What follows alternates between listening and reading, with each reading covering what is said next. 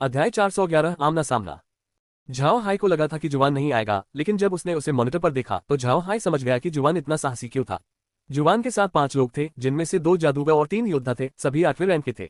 जब Zhao high ने दूसरे जहाजों पर नजर डाली तो उनमें भी 2 जादूगर और 3 योद्धा फैले हुए थे, वे भी 8वें रैंक के थे। इन लोगों को देखकर झाओ हाई की आंखें सिकुड़ गईं।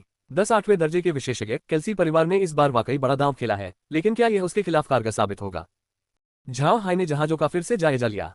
सभी जहाज अच्छे हथियारों से लैस थे और उन पर सवार लोग भी कमजोर नहीं थे। पहली नजर में ही पता चल जाता था कि वे सभी कुलीन सैनिक थे। झाओ हाई ने ठहाका लगाए बिना नहीं रह सका। जहाजों को देखकर और झाओ हाई की गुर्राहट सुनकर लौरा ने पूछा, भाई हाई, हम क्या करें? क्या हम इन लोगों को मार डालें? झाओ हाई ने गंभीर स्वर में उत्तर दिया, अगर हम उन्हें नुकसान नहीं पहुंचाएंगे तो वे कभी सबक नहीं सीखेंगे। हम 8वीं पंक्ति और जुवान के समूह को अकेला छोड़ देंगे। चूंकि उन्होंने हमें जहाज सौंपने में इतनी मेहनत की है तो चलिए उनके जहाज ले लेते हैं। हमारी तोपों को निष्क्रिय करने का आदेश भेजिए, उनके जहाज को पास आने दीजिए। इस बार हम उनसे खेलेंगे। जिनान ने तुरंत आदेश प्रसारित कर दिए। लौरा ने इस फैसले का विरोध नहीं किया। फिलहाल उनके पास केवल हेवन ही बचा था। जाहिर है अंतरिक्ष में उनके पास और भी जहाज थे, लेकिन वे उनका इस्तेमाल नहीं कर सकते थे। झाओ हाई के पास इस समय 20 जहाज मौजूद थे। इनमें वह हेवन जहाज भी शामिल था जिस पर वे अभी थे। जेड वाटर सिटी में मरम्मत के लिए भेजा गया स्वॉर्डफिश जहाज, माकी परिवार से प्राप्त 5 जहाज और बाकी अंतरिक्ष में रखे हुए थे। अगर झाओ हाई अचानक केल्सी परिवार से लड़ने के लिए बाकी जहाजों को भेज देता तो उसके सारे राज खुल जाते, जो वह नहीं चाहता था। इसलिए झाओ हाई ने जिनान को पाल नीचे करने का आदेश दिया और तोपचियों को गोली चलाने से रोक दिया ताकि दूसरी तरफ के लोग देख सकें। अगर वे इशारा नहीं समझते और गोलीबारी शुरू कर देते तो झाओ हाई जवाबी कार्रवाई करने से नहीं डरता था। झाओ हाई ने गोलीबारी करने की योजना भी नहीं बनाई थी, क्योंकि वह केल्सी परिवार के 20 जहाजों को काफी महत्व देता था। अगर किसी तरह उनमें से एक भी जहाज नष्ट हो जाता तो झाओ हाई को निश्चित रूप से बहुत दुख होता। लौरा ने धीरे धीरे पास आ रहे 20 जहाजों को उत्सुकता से देखा। अब जब उसकी शक्ति 8वें स्तर पर पहुंच चुकी थी तो वह इसे आजमाने के लिए बेहद उत्सुक थी। उसने बचपन से ही प्रशिक्षण लिया था। झाओ हाई उसके सामने टिक नहीं सकता था। लौरा एक योद्धा थी, इसलिए उसकी फुर्ती, भाला चलाने की कला और तलवारबाजी में महारत बेहद जबरदस्त थी। सिर्फ तकनीकों के आधार पर ही वह ब्लॉकहेड और रॉकहेड से नहीं हारती। और यह बात झाओ हाई जैसे नौसिखिए के लिए तो और भी ज्यादा सच थी, क्योंकि वह उसका प्रतिद्वंदी नहीं था। लौरा का आत्मविश्वास इस समय चरम पर था। कुन के साथ उसकी नोकझोंक अब व्यर्थ थी, वह एक असली लड़ाई लड़ना चाहती थी। झाओ हाई के पास गोदाम से कुछ धातु निकालने और प्रसंस्करण मशीन से उसके लिए एक तांग ब्लेड बनवाने के अलावा कोई विकल्प नहीं था। ये कहना गलत नहीं होगा कि आक महाद्वीप के हथियार बहुत अच्छे हैं, लेकिन झाओ हाई को पृथ्वी के हथियार कुछ ज्यादा ही पसंद थे। तांग ब्लेड जापानी योद्धा की कटाना तलवार की तरह थी। यह न केवल तेज थी बल्कि इसकी मारक क्षमता भी बहुत अच्छी थी। इन्हीं खूबियों के कारण झाओ हाई ने लौरा को एक तलवार देने का फैसला किया। उसे इस बात की उम्मीद नहीं थी कि जब कुन ने तलवार का निरीक्षण किया तो वह भी उसकी ओर आकर्षित हो गया। इसलिए झाओ हाई को उसके लिए एक और तलवार बनानी पड़ी। अब लौरा और कुन दोनों अपनी तलवारें लगभग हमेशा अपने पास रखते थे। एक और बात जिसकी उसे उम्मीद नहीं थी वह ये थी कि जब ब्लॉकहेड और रॉकहेड ने कुन का नया हथियार देखा तो वे भी अपने लिए वैसा ही हथियार चाहते थे। लेकिन तांग ब्लेड कोई भारी हथियार नहीं था। यह उस दोधारी भारी तलवार जैसा नहीं था जिसे वे दोनों आमतौर पर इस्तेमाल करते थे। चूंकि ब्लेड उनके लिए उपयुक्त नहीं था, इसलिए झाओ हाई ने उन्हें एक लंबी मूठ वाली बड़ी माचेटी दे दी। उन दोनों के चेहरे देखकर झाओ हाई मुस्कुराए बिना नहीं रह सका। तलवारें और ब्लेड अलग अलग थे, फिर भी आक महाद्वीप के लोग हथियारों के वजन पर अधिक ध्यान देते थे। भले ही हथियार भारी माना जाता था, महिलाएं आमतौर पर उसका हल्का संस्करण ही चुनती थीं। चीनी मार्शल आर्ट में तलवारें तेज गति के लिए होती थीं, जबकि ब्लेड कठोर हमलों के लिए। जाहिर है एक भारी तलवार के लिए तेज गति से हमला करना असंभव था। झाओ हाई ने देखा कि आक महाद्वीप में अधिकांश चालों में काटना और वार करना शामिल है। इससे झाओ हाई को यह विचार आया कि वह अपने लोगों को तलवारों की तुलना में ब्लेड दे जो उनकी चालों के लिए अधिक उपयुक्त हो। नए हथियार मिलते ही समूह तुरंत उनका अभ्यास करने चला गया। नए हथियारों के फायदों को देखकर सभी खुश थे। वे प्रतिदिन अंतरिक्ष में प्रशिक्षण लेते थे और अब जब उन्हें इनका उपयोग करने का अवसर मिला तो वे स्वाभाविक रूप से उत्साहित थे। केल्सी परिवार के जहाजों ने धीरे धीरे झाओ हाई के बंदरगाह को घेर लिया। जुवान का जहाज आगे बढ़ा, जबकि अन्य जहाज सुरक्षित दूरी बनाए रखते हुए झाओ हाई के जहाज की ओर अपनी तोपों का निशाना साधे रहे। जहाजों की हरकतें देखकर झाओ हाई मुस्कुराया और बोला, अच्छा हुआ, लगता है उन्होंने कुछ सीख लिया है। लेकिन यहाँ आने के बाद से वे उतने समझदार नहीं रहे। लौरा मुस्कुराए और बोली, जुवान बिल्कुल भी चालाक नहीं है। जुवान तो तुम्हारा डरा हुआ चेहरा देखना चाहता था। नौजवान रईसों की यही समस्या है। उसके हिसाब से तुम्हारी वजह से उसकी बहुत बेइज्जती हुई है, इसलिए इस बार वो इतनी ताकत के साथ आया है ताकि तुम्हारी बेइज्जती कर सके। जब वो ऐसा कर लेगा तभी उसका मन शांत होगा। झाओ हाई ने हल्की सी मुस्कान के साथ कहा, बेवकूफों जैसा रवैया। अगर मैंने पहले ही उससे ठीक से निपट लिया होता तो वह यहाँ वापस नहीं आता। मैं इस बात का ध्यान रखूंगा। लौरा और बाकी लोग झाओ हाई की बातें सुनते रहे और मुस्कुराते रहे। इसी समय जुवान का जहाज आ पहुंचा और उसने अपना तख्ता बिछा दिया। जुवान बड़े गर्व से हेवन पर सवार हुआ। उसके साथ परिवार द्वारा भेजे गए प्रबंधक के अलावा कई 8वें दर्जे के योद्धा भी थे। इन लोगों के अलावा जुवान के पीछे 20 से अधिक योद्धा भी थे। वे सभी 6ठे और 7वें रैंक के थे। वे सभी उत्सुकता भरी निगाहों से झाओ हाई को देख रहे थे। झाओ हाई ने शांत भाव से जुवान के समूह की ओर देखा। जुवान ने गर्व से झाओ हाई को देखा और फिर अपनी नजरें लौरा और अन्य लोगों की ओर घुमा ली। जुवान की हरकतों को देखकर झाओ हाई ने भौहें चढ़ाते हुए कहा, जुवान तुम यहाँ क्यों आए हो? क्या तुम मुझे रोकना चाहते हो? जुवान ने झाओ हाई को हैरानी से देखा, उसे उम्मीद नहीं थी कि वह ऐसा सवाल पूछेगा। उसे समझ नहीं आ रहा था कि झाओ हाई ने ऐसा क्यों कहा, उसने तो जुवान से 10 से ज्यादा जहाज चुरा लिए थे। वह ऐसा क्यों पूछेगा? कुछ समय बाद जुवान होश में आया और लाल चेहरे के साथ उसने झाओ हाई की ओर देखा और कहा, झाओ हाई क्या तुम बेवजह डर गए हो? क्या तुम्हें सच में नहीं पता कि मैं आज क्यों आया हूँ? झाओ हाई ने हल्की सी मुस्कान के साथ कहा, मुझे सच में नहीं पता। आप ही बता दीजिए। जुवान का चेहरा गुस्से से लाल हो गया था, उसकी नसें लगभग फट रही थीं। हौंकते हुए उसने कहा, तुमने मेरा जहाज छीनकर मुझे नाव पर फेंक दिया और अब पूछते हो कि मैं यहाँ क्यों आया? मैंने तुमसे कहा था एक दिन हिसाब बराबर कर लूंगा। आज तुम्हें मेरे जहाज और मछलियां मुआवजे के तौर पर वापस करनी होंगी। साथ ही उन खूबसूरत महिलाओं को भी मेरे साथ भेजना होगा, वरना आज तुम मछलियों का खाना बन जाओगे। झाओ हाई का चेहरा ठंडा पड़ गया जब उसने जुवान को घूरते हुए कहा, जुवान क्या तुम सच में यही कहना चाहते हो? क्या कैल्सी परिवार के सदस्य को यही कहना चाहिए? क्या तुम्हें अपने कैल्सी परिवार को शर्मिंदा करने का डर नहीं है? जुवान के चेहरे के भाव बदल गए, तुम अपना समय बर्बाद कर रहे हो। तुरंत मेरे आदेशों का पालन करो वरना मैं असभ्य हो जाऊंगा। झाओ हाई ने जुवान की ओर देखकर हंसते हुए कहा, अच्छा जुवान, अच्छा। क्या कैल्सी परिवार को सच में लगता है कि ये 8वें रैंक के लोग मुझसे निपटने के लिए काफी हैं? झाओ हाई की बातें सुनकर जुवान का चेहरा बदल गया। उसके पीछे खड़े 8वें रैंक के सैनिक का भी यही हाल हुआ। झाओ हाई ने जुवान को देखकर मुस्कुराते हुए कहा, अगर तुम सोचते हो कि मेरे जहाज पर मौजूद ये कुछ माहिर मुझे डरा सकते हैं तो तुम वाकई ना समझ हो। आज मैं तुम्हें अपना तरीका दिखाता हूँ। फिर उसने हाथ हिलाया और समुद्र की सतह पर बड़ी संख्या में मरे हुए जीव प्रकट हो गए। जुवान और उसके साथियों को यह नहीं पता था कि समुद्र पहले ही जम चुका था, और जैसे ही उनके चेहरे का रंग बदला, लौरा और अन्य लोग उनसे लड़ने के लिए आगे बढ़ गए। जुवान को नहीं लगा था कि झाओ हाई के साथी वाकई माहिर होंगे, लेकिन उसे सबसे ज्यादा गुस्सा इस बात पर आया कि झाओ हाई ने खुद हथियार उठा लिया और अपने अधीनस्थ से खुशी खुशी लड़ाई की। और हैरानी की बात यह थी कि वह एक बुरा योद्धा नहीं था। हालांकि झाओ हाई के अधीन किसी भी मरे हुए सैनिक ने जुवान को छुआ तक नहीं, फिर भी उसका चेहरा पीला पड़ गया था। वह जानता था कि झाओ हाई के अधीनस्थों ने जुवान से डरकर उस पर हमला नहीं किया, बल्कि कैल्सी परिवार का हित ध्यान में रखते हुए किया। अगर झाओ हाई ऐसा नहीं करता तो आज उनमें से कोई भी जीवित नहीं होता। उसके विचार सही थे और जब वह खोया हुआ था तब तक झाओ हाई ने अन्य जहाजों पर हमला कर दिया था। उन जहाजों पर मौजूद सभी विशेषज्ञों को झाओ हाई के आदेश पर पकड़ लिया गया था। चूंकि वह कैल्सी परिवार के साथ कोई गहरी दुश्मनी नहीं रखना चाहता था और उन्हें सबक सिखाने की योजना बना रहा था, इसलिए उसने अपने मरे हुए सैनिकों को वहां मौजूद कैल्सी परिवार के सभी प्रमुख लोगों को पकड़ने का आदेश दिया। अपने दल को बंदी बनते देख जुवान का चेहरा और भी पीला पड़ गया। वह जानता था कि इसके बाद वह उबर नहीं पाएगा। इस समय झाओ हाई के दल से लड़ने वाले 8वें रैंक के योद्धा एक एक करके पकड़े जा रहे थे। केवल वही योद्धा बचा था जिसने झाओ हाई से लड़ाई की थी। जुवान देख सकता था कि झाओ हाई की युद्ध तकनीकें मजबूत नहीं थी, वह लगभग 6ठे रैंक के योद्धा के बराबर था। लेकिन जुवान ने झाओ हाई को कम नहीं आंका। ऐसा इसलिए था क्योंकि वह जानता था कि झाओ हाई युद्ध शक्ति पर ध्यान केंद्रित नहीं करता था, वह एक जादूगर था। एक ऐसा जादूगर जो हथियार लेकर युद्ध करता है और कुछ हद तक एक योद्धा के बराबर है। इस तथ्य ने जुवान को यह सोचने पर मजबूर कर दिया कि दुनिया पागल हो गई है। अध्याय 412 रिकॉर्डिंग का जादू। सर्वविदित है कि युद्ध शक्ति और जादू का एक साथ अभ्यास करने से अच्छे परिणाम नहीं मिलते, ये व्यर्थ का प्रयास था। लेकिन झाओ हाई 6ठे दर्जे के योद्धा से कुछ खास अलग नहीं था। वास्तव में वह 6ठे दर्जे के योद्धा से कहीं अधिक शक्ति प्रदर्शित कर रहा था। यदि झाओ हाई ने पहले जादू का प्रयोग न किया होता तो जुवान शायद उसे एक योद्धा ही समझ लेता। जुवान ने झाओ हाई की उम्र पर भी ध्यान दिया। इतनी कम उम्र में उनका 6ठे स्थान पर पहुंचना वाकई उल्लेखनीय था। हालांकि जुवान को अंततः एहसास हुआ कि उसका अनुमान गलत था। झाओ हाई अपनी तलवार लहरा रहा था और उसकी चालें बहुत साधारण थीं। जुवान का अधीनस्थ वास्तव में उस पर हावी हो रहा था। हालांकि जुवान मार्शल आर्ट के मामले में बहुत पारंगत नहीं था, लेकिन वह देख सकता था कि झाओ हाई का ऐसा व्यवहार केवल अनुभवहीनता के कारण था, न कि कमजोरी के कारण। जुवान इतना गुस्से में था कि उसे समझ नहीं आ रहा था कि क्या कहे। वह मूर्ख नहीं था। झाओ हाई की हालत देखकर उसे साफ पता चल गया था कि उसके माथत को सिर्फ अभ्यास के लिए इस्तेमाल किया जा रहा है। लेकिन जुवान कुछ कर नहीं सकता था क्योंकि इस समय मरे हुओं का एक बड़ा समूह उस पर नजर रखे हुए था। उन सभी मृतकों के हाथों में तलवार थी और यह स्पष्ट था कि वे सभी उच्च स्तर के थे। वे उसके काफी करीब भी थे, इसलिए इस समय जादू का प्रयोग करना व्यर्थ था। अचानक झाओ हाई का दल पीछे हट गया और जुवान को उसके साथियों के साथ वहीं छोड़ दिया।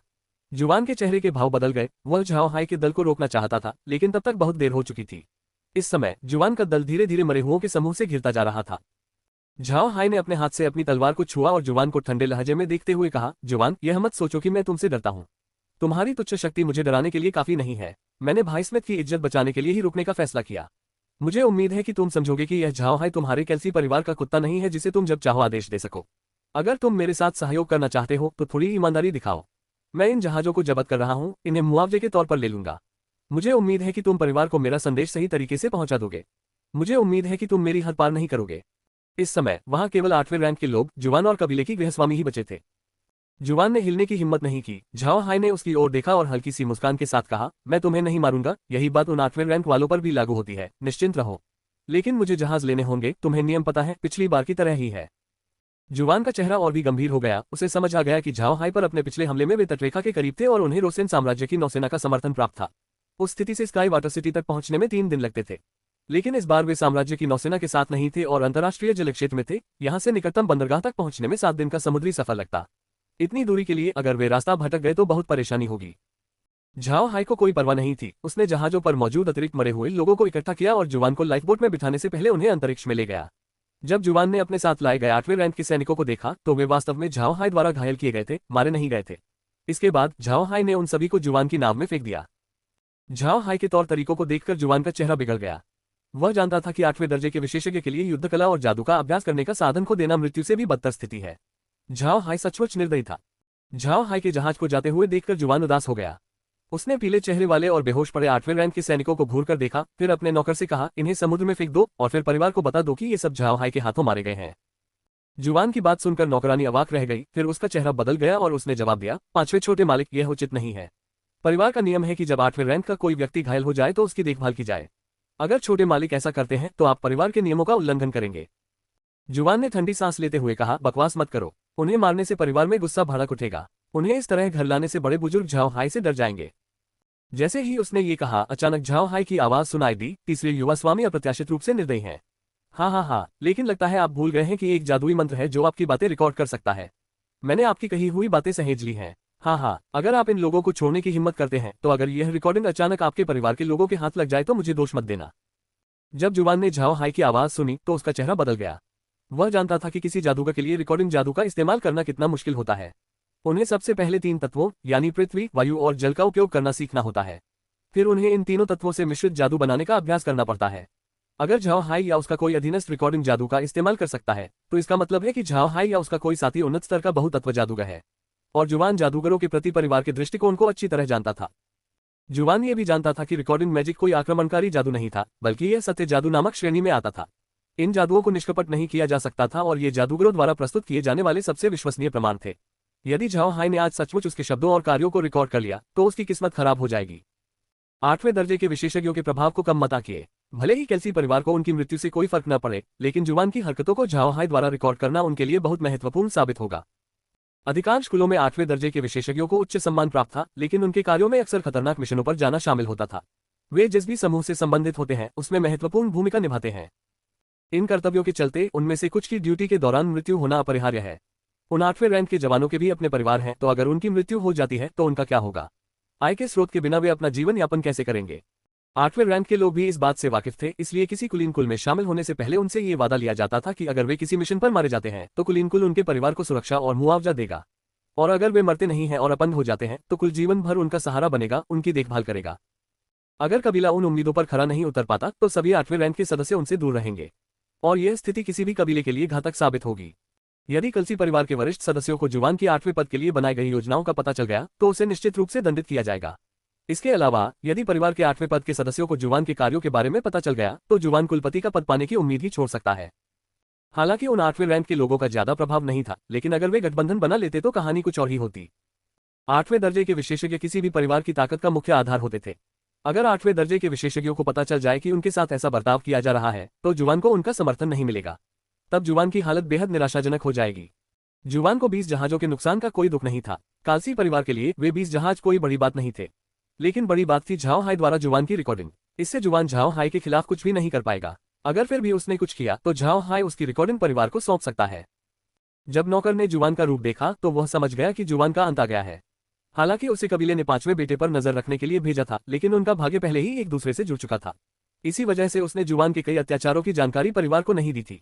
उसने ऐसा इस उम्मीद में किया था कि जुवान मुखिया बनने में सफल हो जाएगा और उसकी स्थिति भी सुधर जाएगी, लेकिन ये सब देखकर वह समझ गया कि अब ऐसा होना नामुमकिन है।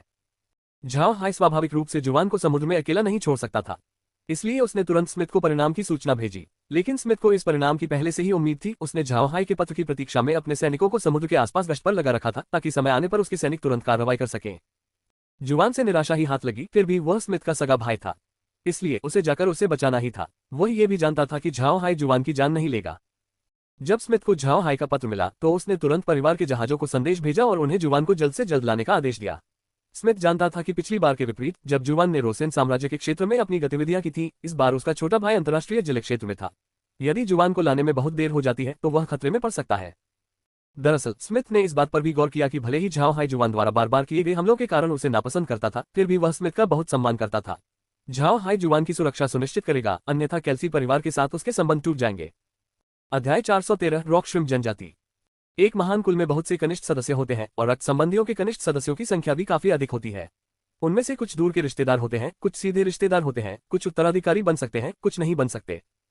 जुवान केल्सी परिवार के बड़ों का चहेता था, वह उनके दिलों में बहुत प्रिय था, यहाँ तक कि स्मिथ से भी ऊंचा दर्जा रखता था।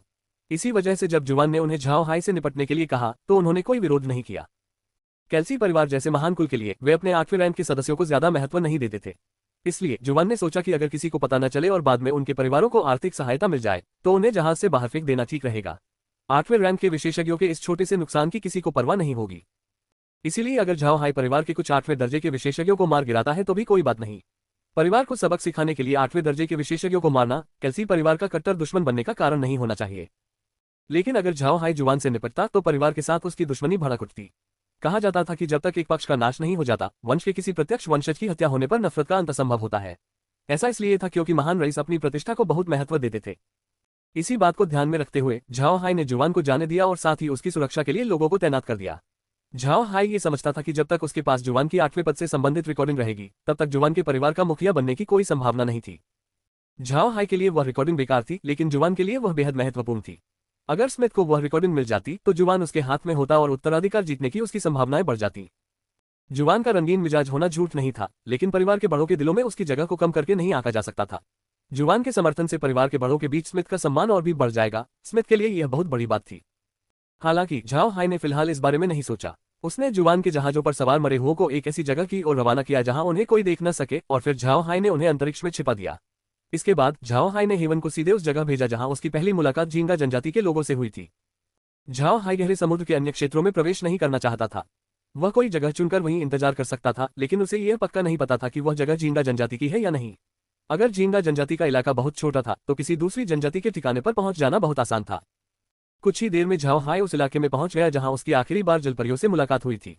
लेकिन वह रुका नहीं, बल्कि सावधानी बरतते हुए धीरे धीरे आगे बढ़ता गया। उसने समुद्री जीवों के हमले की आशंका के लिए खुद को तैयार कर लिया था। तटवर्ती इलाकों और गहरे समुद्र के बीच की सीमा रेखा काफी धुंधली थी, लेकिन नाविक जानते थे कि वानर द्वीप और उसके आसपास के द्वीपों से परे का इलाका जलपरियों का क्षेत्र था, इसलिए उन्होंने उस क्षेत्र को सीमा मान लिया था। जब तक आप उस क्षेत्र से काफी पीछे रहते हैं तब तक जलपरियों के हमलों से अपेक्षाकृत सुरक्षित रहते हैं। अगर आप उस सीमा को पार करने की हिम्मत करते हैं तो आपको महाद्वीप के 9वें दर्जे के विशेषज्ञ के बराबर ताकत वाले समुद्री जीव के हमले का सामना करने के लिए तैयार रहना होगा। और कोई भी यह अनुभव नहीं करना चाहता था।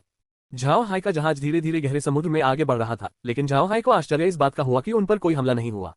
सब कुछ सामान्य लग रहा था, मानो वे महाद्वीप के तटों पर ही यात्रा कर रहे हों। झाओ हाई ने भौहें सिकोड़कर मॉनिटर की ओर देखा, क्योंकि उसे झींगा जनजाति का एक भी सदस्य नजर नहीं आया। उसे एक भी जलपरी नहीं दिखी, जिससे वह काफी हैरान था। इसी दौरान झाओ हाई ने समुद्र तल पर कुछ हिलता हुआ देखा। झाओ हाई ने ध्यान से उसका अवलोकन किया और कीचड़ में एक मछली देखी। यह एक विचित्र मछली थी, इसका रंग समुद्र तल जैसा ही था, शायद इसीलिए झाओ हाई इसे पहले नहीं देख पाया था। लेकिन इस मछली को समुद्री जीव नहीं माना जाता था, और जलमानवों के बारे में झाओ हाई की चिंताओं के कारण उसने मछली को अंतरिक्ष में समाहित करने का अवसर भी नहीं लिया। हालांकि झाओ हाई ने यह नहीं सोचा था कि कुछ ही क्षणों बाद मॉनिटर पर झींगा जनजाति के लोगों का एक समूह दिखाई देगा। वह समूह बेहद खतरनाक लग रहा था, मानो वे हेवन को डुबोने आ रहे हों।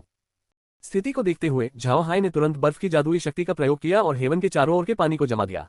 इससे पास आ रहे झींगा जनजाति के लोग अवाक रह गए, उन्हें झाओ हाई के इस कदम की उम्मीद नहीं थी। झींगा जनजाति के इन लोगों को समझ आ गया था कि झाओ हाई उनसे संपर्क करना चाहता है, वरना वह बर्फ की जादुई शक्ति का इस्तेमाल नहीं करता। ये देखकर वे रुक गए और असमंजस भरे भावों के साथ बर्फ की दीवार को घूरने लगे। झाओ हाई ने उनके मुंह हिलते हुए देखे, लेकिन उसे कुछ सुनाई नहीं दिया। इससे वह थोड़ा हैरान हुआ, लेकिन तुरंत संभल कर उसने अभिवादन किया, समुद्री मित्र नमस्कार। मुझे आपके कबीले के क्रैक से व्यापार का निमंत्रण मिला है। मैं आपसे अनुरोध करता हूं कि कृपया उसे सतह पर बुलाएं और मुझसे मिलें। झाओ हाई द्वारा अपने इरादे जाहिर करने के बाद उसने झींगा जनजाति के लोगों की प्रतिक्रियाओं का अवलोकन किया। झींगा जनजाति के लोग स्वाभाविक रूप से झाओ हाई की बात समझ गए, इसलिए उन्होंने एक दूसरे को सरसरी नजर से देखा और फिर समुद्र की सतह से अपने सिर बाहर निकाले। पानी से बाहर निकले झींगा जनजाति के लोगों में से एक ने झाओ हाई की ओर देखकर पूछा, क्या आप सचमुच हमारे साथ व्यापार करने का इरादा रखते हैं? झाओ हाई मुस्कुराया और बोला, नमस्कार झींगा जनजाति के मित्र, मैंने क्रैक को पहले ही बता दिया था कि मैं तुम्हारे साथ व्यापार करूंगा। अगर तुम्हें मुझ पर विश्वास नहीं है तो तुम क्रैग से पूछ सकते हो। झींगा जनजाति के सदस्य ने प्रसन्न स्वर में उत्तर दिया, तुम यहीं रुको। हालांकि हमें क्रैग से इस मामले की जानकारी मिल चुकी है, लेकिन हमें यकीन नहीं है कि तुम ही हो। मैं तुरंत उसे बुला लाता हूँ। इसके बाद समूह समुद्र में गायब हो गया। इन जलमानवों को देखकर झाओ हाय मुस्कुराए बिना नहीं रह सका। मनुष्यों द्वारा इन्हें परग्रही जाति कहना बहुत हास्यास्पद है। ये जलमानव मनुष्यों की तरह अत्यधिक संशयवादी मानसिकता वाले नहीं लगते थे। अगर वे आपको मित्र समझते हैं तो आप मित्र हैं, अगर वे आपको शत्रु समझते हैं तो आप शत्रु हैं। उनकी सोच बहुत सरल थी। वे झाओ हाय को पसंद आने वाले लोग थे। 1 कुछ ही देर में झींगा जनजाति के लोगों का एक और समूह झाओ हाय के सामने प्रकट हुआ, जिसमें संभवतः क्रैग भी शामिल था। संभवतः क्यों? क्योंकि झाओ हाय की नजर में ये सभी झींगा जनजाति के लोग एक जैसे दिखते थे। ये ठीक वैसा ही था जैसे चीनियों की नजर में विदेशी एक दूसरे से बहुत मिलते जुलते होते हैं। विदेशियों के लिए भी यही सच था। उन्हें भी एक चीनी व्यक्ति को दूसरे से अलग पहचानना मुश्किल लगता था। 2 झींगा जैसे दिखने वाले लोग जब सतह पर प्रकट हुए तो उनमें से एक ने झाओ हाय की ओर देखकर कहा, मेरे मानव मित्र, तुम आखिरकार प्रकट हो ही गए। हाँ, इन दिनों तो मैं कबीले में मजाक का पात्र बन चुका था। सब सोचते थे कि मैं झूठ बोल रहा हूँ। मेरे मित्र, मेरे साथ तुरंत मुखिया से मिलने चलो। झाओ हाय ने हल्की सी मुस्कान के साथ कहा, ठीक है दोस्त, मुझे रास्ता दिखाओ, लेकिन सतह पर ही रहना, नहीं तो मैं तुम्हारा पीछा नहीं कर पाऊंगा। वह व्यक्ति स्वभाव से ही क्रैग था। उसने झाओ हाय की ओर देखा और मुस्कुराते हुए कहा, कोई बात नहीं मेरे दोस्त, तुम मेरे वाहन पर सवार हो जाओ। फिर वह समुद्र में समा गया, जिसके बाद एक बड़ा झींगा प्रकट हुआ। ये झींगा उतना ही बड़ा था जितना कि झाओ हाय के अंतरिक्ष में समाहित हो चुके झींगे। सतह पर दिखाई देने के बाद बड़ा झींगा वापस पानी में डूब गया, लेकिन गायब होने से पहले उसने अपनी मूंछें पानी के ऊपर छोड़ दी। झाओ हाय मुस्कुराया, ऐसा लगता है कि ये जलमानव पशुमानवों से ज्यादा बुद्धिमान थे। झाओ हाय ने झींगे की मूंछों का पीछा किया। हालांकि वह समुद्र की स्थिति देख सकता था, लेकिन वह उस तथ्य को जलमानवों के सामने प्रकट नहीं करना चाहता था। झाओ हाय को उम्मीद नहीं थी कि क्रैग उसे जिस जगह ले जा रहा था वह वास्तव में काफी दूर थी। झींगा पकड़ने का काम रुकने से पहले उसका जहाज लगातार 3 दिनों तक चलता रहा था। इस समय झाओ हाय जहाज के ऊपरी डेक पर धूप सेक रहा था। उसका ध्यान मॉनिटर पर नहीं था। जहाज के रुकते ही वह तुरंत उठ गया। इसी क्षण क्रैग प्रकट हुआ और मुस्कुराते हुए झुककर बोला, मित्र, हमारे मुखिया आपसे मिलने आ रहे हैं, कृपया थोड़ी देर प्रतीक्षा करें। झाओ हाय ने भी तुरंत झुककर अभिवादन किया। वह इन जलमानवों के प्रति असभ्य नहीं दिखना चाहता था। क्रैग के जाते ही झाओ हाय ने मॉनिटर खोलने से पहले जहाज के अंदर 2 कदम पीछे लिए। स्क्रीन पर दृश्य देखकर झाओ हाय, लौरा और उसके पीछे खड़े अन्य लोग दंग रह गए। उन्होंने कभी सोचा भी नहीं था कि उन्हें ऐसा दृश्य देखने को मिलेगा। फिलहाल समुद्र के नीचे एक बहुत बड़ा प्रवाल भित्ति था। इसकी विशालता की कल्पना करना भी मुश्किल था। उस पर झींगा जनजाति के जीव तैरते हुए दिखाई दे रहे थे। साथ ही समुद्री उत्पाद और तरह तरह की मछलियां भी नजर आ रही थीं। ये सब देखकर झाओ हाय अवाक रह गया। कुछ ही देर में झाओ हाय को मॉनिटर पर एक सिकुड़ा हुआ झींगा आदमी दिखाई दिया। ये झींगा आदमी इसलिए नहीं झुका था क्योंकि वह झींगा था, बल्कि इसलिए क्योंकि वह बूढ़ा था। उसके चेहरे पर झुर्रियां थीं और उसके एंटीना सिर के किनारों पर लटके हुए थे। उसके हाथ में एक लकड़ी की छड़ी थी। ये दृश्य देखकर झाओ हाय को हंसी आ गई। वे समुद्र पर तैर सकते थे, फिर यह झींगा जनजाति का आदमी छड़ी क्यों लिए घूम रहा था? उसी समय झाओ हाय को थोड़ा आश्चर्य हुआ, क्या समुद्र में छड़ी का कोई उपयोग होता है?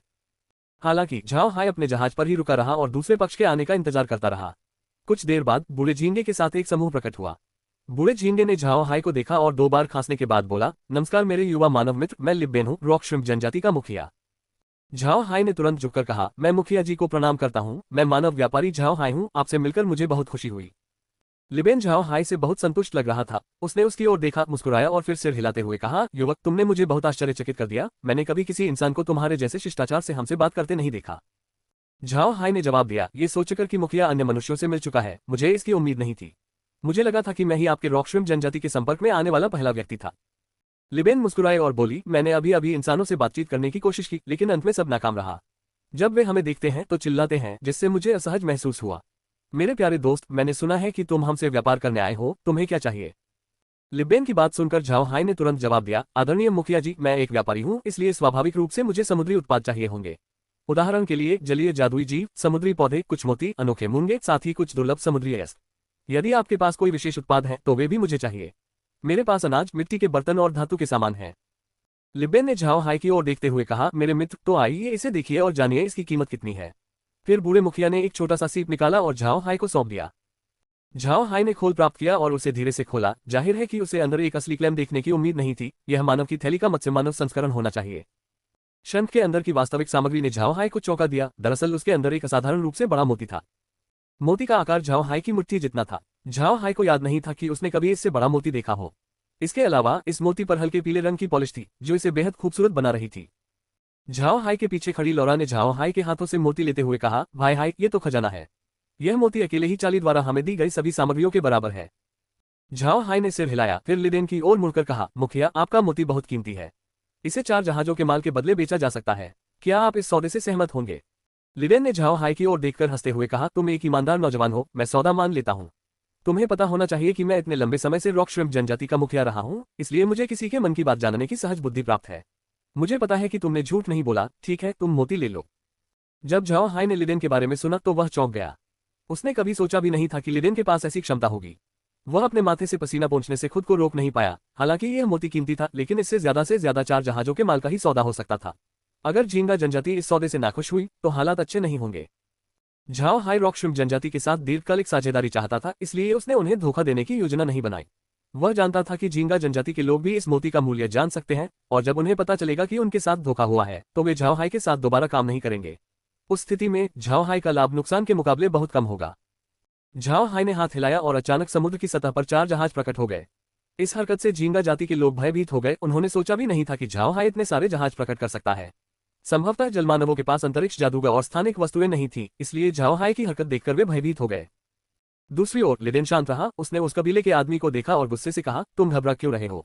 ये तो इंसानी जादू है, बहुत रहस्यमय। अच्छा मेरे दोस्त, कृपया अपना सामान समुद्र में डाल दो, मेरे लोग उसे ले जाएंगे। झाओ हाई मुस्कुराया और बोला, ठीक है। फिर उसने हाथ हिलाया और जहाजों पर मौजूद मरे हुए लोग सामान को समुद्र में फेंकने लगे। 1 तो मूलतः समुद्र के राक्षस। हाँ। 2 ये तो नस्लवादी है यार। चलो भी। अध्याय 414 सौदा संपन्न हुआ। झाओ हाई ने देखा कि जैसे ही सामान को समुद्र में गिराया गया, उसे तुरंत झींगा जनजाति के लोगों ने पकड़ लिया और प्रवाल भित्ति तक ले आए। उनमें से कुछ झींगा जैसे जीवों की आंखें लाल थीं। वे जानते थे कि उनके साथी समुद्री जीवों के लिए मानव निर्मित वस्तुएं कितनी मूल्यवान थीं।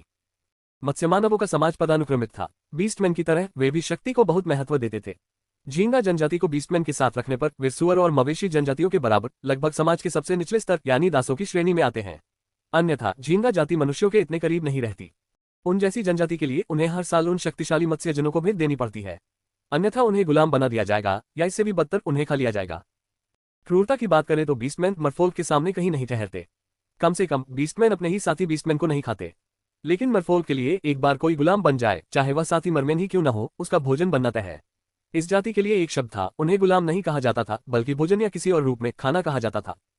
झींगा जनजाति साल भर व्यस्त रहती थी। हालांकि समुद्र में बहुत सारा खजाना था, लेकिन उन्हें हर साल भारी कर भी चुकाना पड़ता था। कभी कभी उनका तय किया हुआ कर पूरा नहीं हो पाता था, इसलिए उनके पास मनुष्यों से छीनने के अलावा कोई चारा नहीं बचता था। वे अपने क्षेत्र के पास मानव जहाजों पर हमला करते और उनसे लड़ते थे, क्योंकि आखिरकार जल पर उनका वर्चस्व था। जलमानवों के लिए मानव निर्मित वस्तुएं अत्यंत मूल्यवान थीं। चट्टानी झींगों जैसी छोटी जनजाति के लिए थोड़ी मात्रा में मानव निर्मित वस्तुएं ही उनके वार्षिक कर के लिए पर्याप्त थीं। इसी कारण समुद्र में मनुष्यों पर हमला करना उनके लिए और भी आकर्षक हो गया। हालांकि वे ऐसा नियमित रूप से नहीं कर पाएंगे, क्योंकि मत्स्यमानवों और मनुष्यों के बीच एक समझौता था।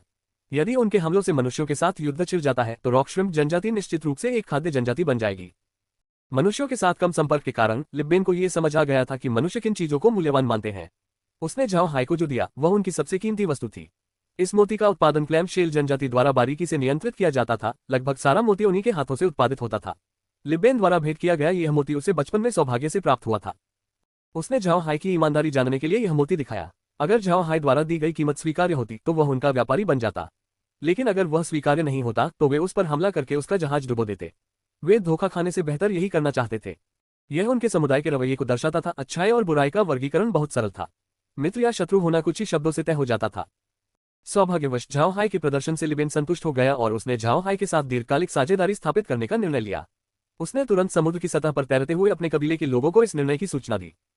झाओ हाई ने मोती लिया और उसे बंद कर दिया। थोड़ी देर बाद जहाजों पर मौजूद सारा सामान खाली हो गया। फिर झाओ हाई ने लिब्बेन की ओर मुड़कर कहा, मुखिया, मेरे पास अभी भी कुछ मानव अनाज बचा है, क्या आप थोड़ा लेना चाहेंगे?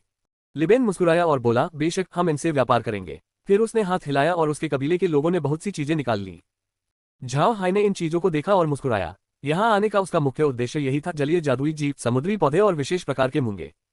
झाओ हाई ने जलीय जादुई जीवों को देखते हुए कहा, ये चीजें बहुत अच्छी हैं, मैं इन्हें खरीद लूंगा। मुखिया, मैं इन्हें पहले जहाज पर ला दूंगा। फिर झींगा जनजाति के लोग जलीय जादुई जीवों को उनके बर्तनों सहित झाओ हाई के जहाज पर लादने लगे। फिर झाओ हाई ने हाथ हिलाया और समुद्र पर बड़ी मात्रा में अनाज प्रकट हुआ। जब कबीले के लोग अनाज ले जा रहे थे, झाओ हाई ने लिब्बेन की ओर मुड़कर कहा, मुखिया, मुझे लगता है कि आज का लेन देन यहीं समाप्त करना होगा। क्या मुखिया अगली बार मुझसे फिर व्यापार करना चाहेंगे? लिब्बेन मुस्कुराए और बोली, जब भी महोदय आएंगे हम उनसे व्यापार करेंगे, निश्चिंत रहें। झाओ हाई ने सिर हिलाते हुए कहा, बहुत बढ़िया, तो मैं जाने की अनुमति मांग लेता हूँ। इसके बाद झाओ हाई ने अपने जहाजों को मोड़कर धीरे धीरे आगे बढ़ने का आदेश दिया। इसी समय क्रैग उत्साहित चेहरे के साथ लिबेन के पास पहुंचा और बोला, मुखिया, ये चीजें हमारे लिए व्यय चुकाने के लिए काफी हैं। ऐसा लगता है कि उस इंसान ने हमें धोखा नहीं दिया। लिबेन ने क्रैग की ओर देखा और मुस्कुराते हुए कहा, छोटे बच्चे, इस बार मुझे इस ईमानदार इंसान को हमारे पास लाने के लिए तुम्हारा शुक्रिया अदा करना होगा। अब वह हमारे साथ व्यापार करता रहेगा, और हाँ, जाओ और दूसरे कबीलों को भी बता दो और उन्हें भी इस इंसान के साथ हमारे व्यापार में शामिल होने के लिए मनाओ। क्रैग उलझन में दिख रहा था। चीफ, मुझे समझ नहीं आया, क्या हमारे उत्पाद सस्ते हैं? लिबेन ने आह भरी और कहा, छोटी बच्ची, तुम बहुत भोली हो। हालांकि ये उत्पाद बहुत अच्छे हैं, लेकिन अगर ये सिर्फ हमें ही मिले तो अच्छा नहीं होगा। हमारा कबीला इतना बड़ा लाभ नहीं उठा सकता। आसपास के कबीलों के साथ गठबंधन करने पर ही हमें विनाश से सुरक्षा मिलेगी। इसके अलावा मनुष्यों के साथ दीर्घकालिक साझेदारी बनाए रखने के लिए हमें और भी कई चीजों का आदान प्रदान करना होगा। क्रैग ने सिर हिलाकर सहमति जताई, जो समझ और नासमझ के बीच की स्थिति को दर्शाती थी। लिबेन ने कुछ और नहीं कहा और बस हाथ हिलाते हुए अपने लोगों को वापस समुद्र में ले गया। अब जब झाओ हाय अंतरिक्ष के अंदर था तो उसने देखा कि झींगा जनजाति द्वारा दिए गए पौधे साधारण नहीं थे, बल्कि खाने योग्य थे। झाओ हाय ने उनमें समुद्री शैवाल भी देखा।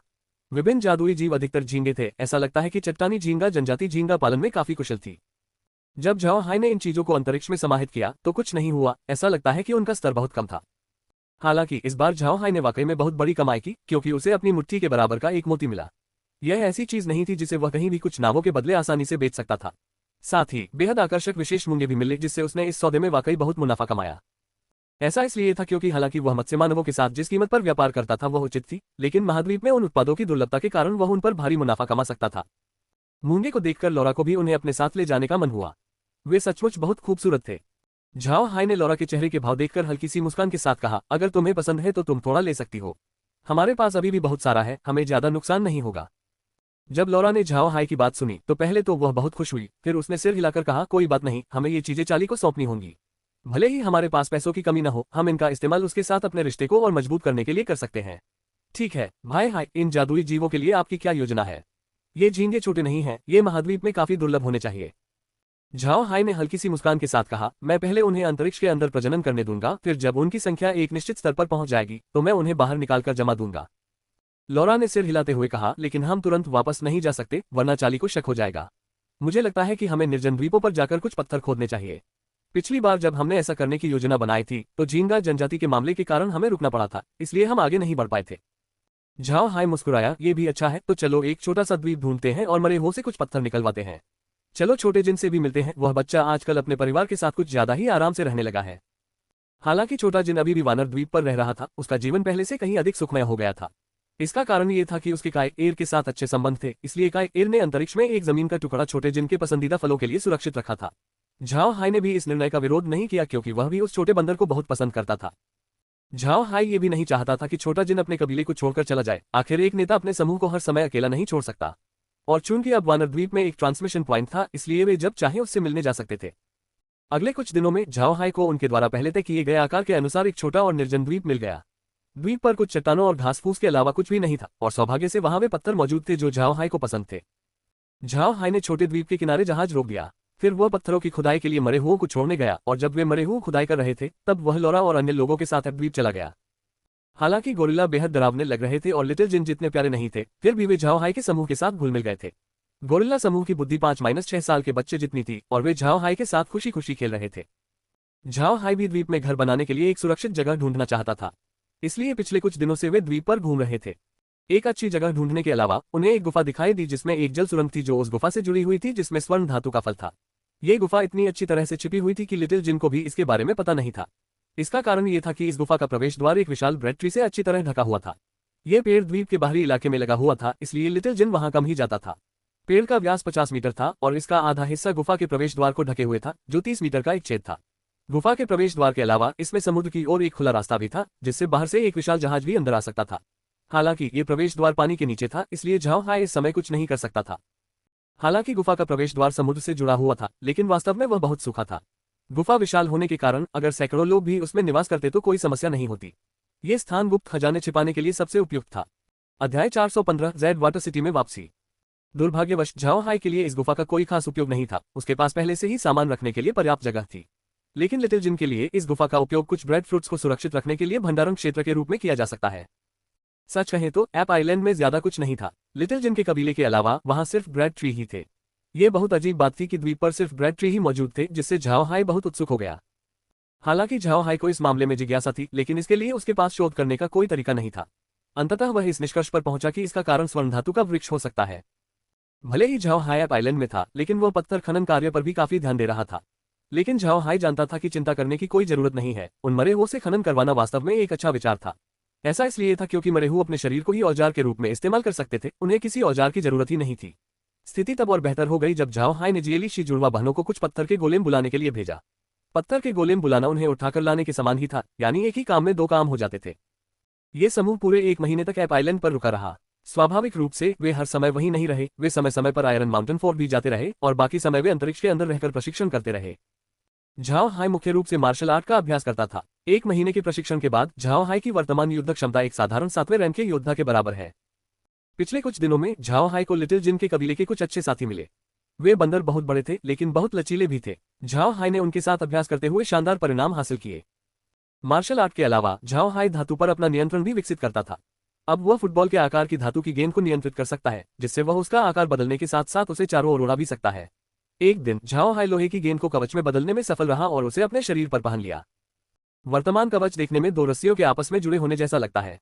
इसी वजह से इसे बनाने में उसे काफी समय लगा। वह रस्सियों को और भी पतला बनाना चाहता था, लेकिन ये बहुत थकाने वाला काम होता।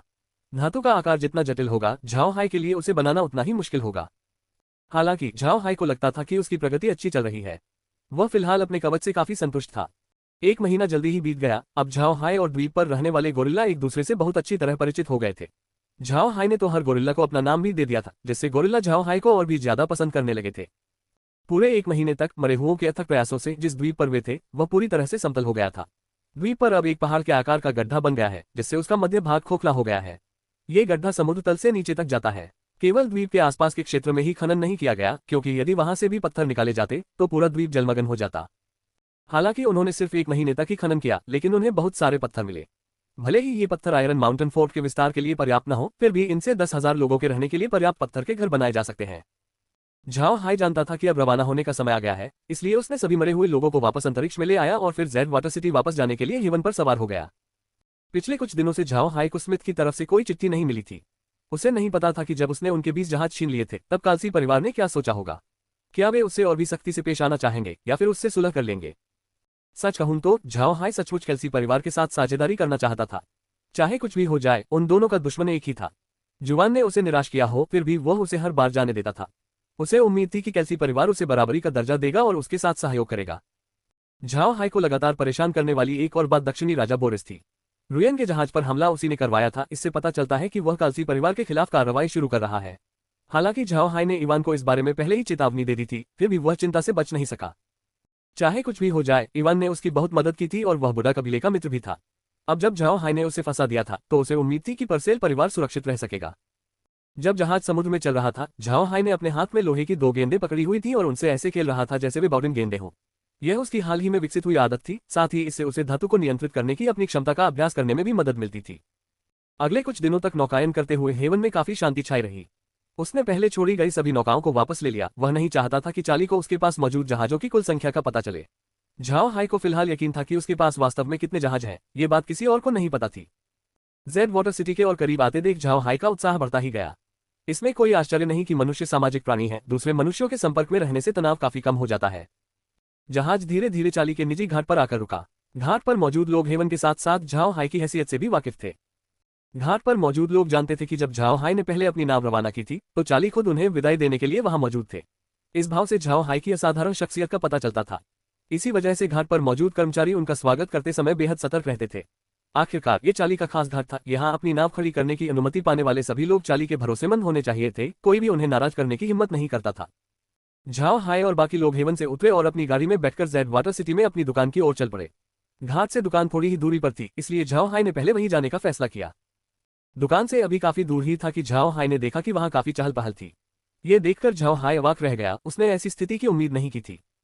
उनके लिए दुकान का मुख्य उद्देश्य संपर्क केंद्र होना था। व्यवसाय की गुणवत्ता मायने नहीं रखती थी, लेकिन अब ऐसा लगता है कि यहाँ का कारोबार बहुत अच्छा चल रहा था। झाओ हाई भीड़ के बीच से होते हुए दुकान के पीछे बने एक छोटे से प्रवेश द्वार पर पहुंचा। यह प्रवेश द्वार विशेष लोगों के लिए था। आम नागरिक यहाँ से प्रवेश नहीं कर सकते थे। स्वाभाविक रूप से यहाँ कोई भी व्यक्ति दिखाई नहीं दे रहा था। समूह आंगन के अंदर गया और वहां का चहल पहल भरा माहौल देखा। उन्होंने देखा कि सिर पर गुलामी के निशान वाले कई लोग आंगन में सामान इधर उधर कर रहे थे। ये देखकर झाओ हाई थोड़ा हैरान रह गया। हालांकि झाओ हाई को जल्द ही समझ आ गया कि इन लोगों को मुइन ने खरीदा होगा। जाहिर है उसे यहाँ बहुत सारे सहायकों की जरूरत थी, इसलिए गुलामों को खरीदना उसके लिए स्वाभाविक था। लगता है मुइन के तरीके वाकई कारगर हैं। इस समय गुलामों ने भी झाओ हाई पर ध्यान दिया। वे हैरान थे क्योंकि वे जानते थे कि आंगन में 3 द्वार थे, सामने का द्वार, सामान उतारने के लिए इस्तेमाल होने वाला बगल का द्वार और पीछे एक विशेष द्वार। उस द्वार की रखवाली झाओ हाई के सैनिक करते थे, केवल मुइन का परिवार ही वहां से गुजर सकता था, कोई और नहीं। अब जब उन्होंने आंगन के अंदर एक समूह को देखा जो न तो सामने के द्वार से आया था और न ही बगल के द्वार से, तो गुलामों ने अनुमान लगाया कि वे पीछे के द्वार से आए होंगे। और ये देखते हुए कि समूह कोई गड़बड़ करने नहीं आया था, क्या ये लोग प्रबंधक को जानते थे? इस समय तक शुन ने मुइन को आंगन में बुला लिया था। उनके आने पर झाओ हाई ने तुरंत शुन को दुकान के प्रबंधक को बुलाने के लिए भेजा। मुइन ने झाओ हाई और लौरा को देखते ही प्रणाम किया और कहा, युवक महोदय, स्वामी जी आप वापस आ गए। झाओ हाई ने सिर हिलाते हुए कहा, मुइन, बंदरगाह से कुछ समुद्री उत्पाद उतारने के लिए कुछ लोगों का इंतजाम करो।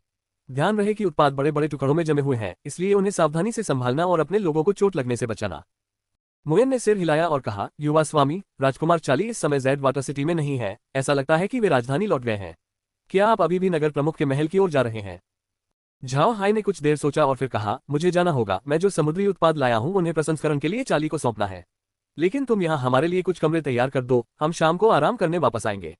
हम नगर स्वामी के महल में नहीं रुकेंगे। मुइन ने सिर हिलाया, फिर झाओ हाई ने कुछ और निर्देश दिए और वे महल की ओर चल पड़े। जैसे ही वे आधे रास्ते पहुंचे, उनका सामना शहर के पहरेदारों के एक समूह से हुआ। जब समूह ने झाओ हाई की अनोखी बैलगाड़ी देखी तो वे तुरंत रुक गए और उनके नेता अपने घोड़े से उतर गए। वे झाओ हाई की गाड़ी के पास गए और बोले, क्या ये श्री झाओ हाई की गाड़ी है? झाओ हाई ने अपना दरवाजा खोला और बाहर निकल आया। उसने सामने खड़े व्यक्ति को देखकर कहा, मैं झाओ हाई हूं, और आप कौन हैं? उस व्यक्ति ने तुरंत उत्तर दिया, महोदय, मैं नगर की सैन्य टुकड़ी का रक्षक कमांडर हूं। आज मैं नगर स्वामी का निमंत्रण देने और आपको महल तक छोड़ने आया हूं। नगर स्वामी ने आपके समूह के लिए स्वागत भोज का आयोजन किया है। झाओ हाई ने सिर हिलाया और कहा, ठीक है, आप आगे चलिए। कमांडर ने सिर हिलाया और अपने घोड़े पर सवार हो गया। फिर समूह झाओ हाई की गाड़ी के साथ नगर प्रमुख के महल की ओर चल पड़ा। इस समय सड़कों पर मौजूद लोगों ने भी झाओ हाई पर ध्यान दिया। उनमें से कुछ लोग रथ पर सवार व्यक्ति के बारे में जानते थे। इसकी वजह झाओ हाई का बैल द्वारा खींचा जाने वाला रथ था। वे जानते थे कि इस व्यक्ति को नाराज नहीं किया जा सकता क्योंकि राजकुमार भी उसके प्रति बहुत विनम्र थे। लोगों ने तुरंत रथ को रास्ता दिया और उससे दूर हट गए। वे जल्दी ही नगर प्रमुख के महल में पहुंच गए। झाओ हाई ने देखा कि ट्रेजेबो आश्चर्यजनक रूप से उनका स्वागत करने के लिए मुख्य द्वार पर खड़ी थी। जब गाड़ी रुकी तो ट्रेजेबो आगे बढ़ी और हंसते हुए बोली, श्री झाओ हाई की कार्यशैली वाकई बहुत त्वरित है। मुझे सूचना मिलने का समय भी नहीं मिला, वरना मैं घाट पर आकर आपसे मिल लेती। रथ से उतरने के बाद झाओ हाई मुस्कुराया और बोला, मैं नगर स्वामी को परेशान करने की हिम्मत नहीं करूंगा। नगर स्वामी बहुत विनम्र है, मैं आपको व्यक्तिगत रूप से मिलने कैसे दे सकता हूं? मुझे लगता है कि मैं इसके योग्य नहीं हूं। ट्रेजेबो हंसते हुए बोला, महोदय, ये तो हद से ज्यादा विनम्रता दिखा रहे हैं, भला मैं कैसे थक सकता हूं? ठीक है, मैं साहब को खाने पर बुला रहा हूं। साहब और उनके साथियों का शहर में स्वागत करने के लिए मैंने बढ़िया खाना और शराब तैयार की है। ये कहते हुए वह झाओ हाई को हवेली के अंदर की ओर खींच ले गया। अध्याय 416 शक्ति। जब समूह नगर स्वामी के महल में दाखिल हुआ तो ट्रेजेबो ने गृहस्वामी की ओर मुड़कर कहा, महोदय का सामान बैंगनी बांस के आंगन में पहुंचा दो। ये सुनकर झाओ हाई ने तुरंत कहा, नगर स्वामी, इतनी विनम्रता दिखाने की जरूरत नहीं है। अब मेरी शहर के अंदर एक दुकान है, मुझे अब बैंगनी बांस के आंगन में रहने की कोई जरूरत नहीं है। साथ ही वह जगह तीसरे राजकुमार की निजी जगह है, अगर मैं वहां लंबे समय तक रहूं तो ये ठीक नहीं होगा। ट्रेजेबो हंसते हुए बोला, महामहिम को चिंता करने की कोई जरूरत नहीं है। महाराज साल के अधिकांश समय यहाँ नहीं रहेंगे। इसके अलावा महाराज ने हमें पहले ही आदेश दे दिया है कि आप आंगन में ठहरते रह सकते हैं। महाराज निश्चिंत रहें। ये सुनकर झाओ हाई के पास पर्पल बैम्बू के आंगन में ही रहने के अलावा कोई विकल्प नहीं बचा। उसने बाकी लोगों को पहले आंगन में जाकर आराम करने को कहा, फिर शुन को मुइन को ये बताने के लिए भेजा कि उनके लिए दुकान में रहना संभव नहीं होगा। जब झाओ हाई भोजन कक्ष में पहुंचा तो उसने देखा कि अंदर केवल 2 लोगों के बैठने की ही जगह थी। ये देखकर झाओ हाई ने ट्रेजेबो को हैरानी से देखा। ट्रेजेबो मुस्कुराया और बोला, मेरी पत्नी को लौरा और बाकी लोगों के साथ जाने दीजिए। आज हम दोनों ही साथ में भोजन करेंगे ताकि हम आपस में कुछ बातें कर सकें।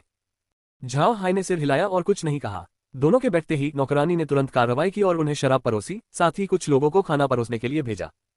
जब वे बैठ गए तो ट्रेजेबो ने अपना वाइन का गिलास उठाया और कहा, यह गिलास आपके लिए है।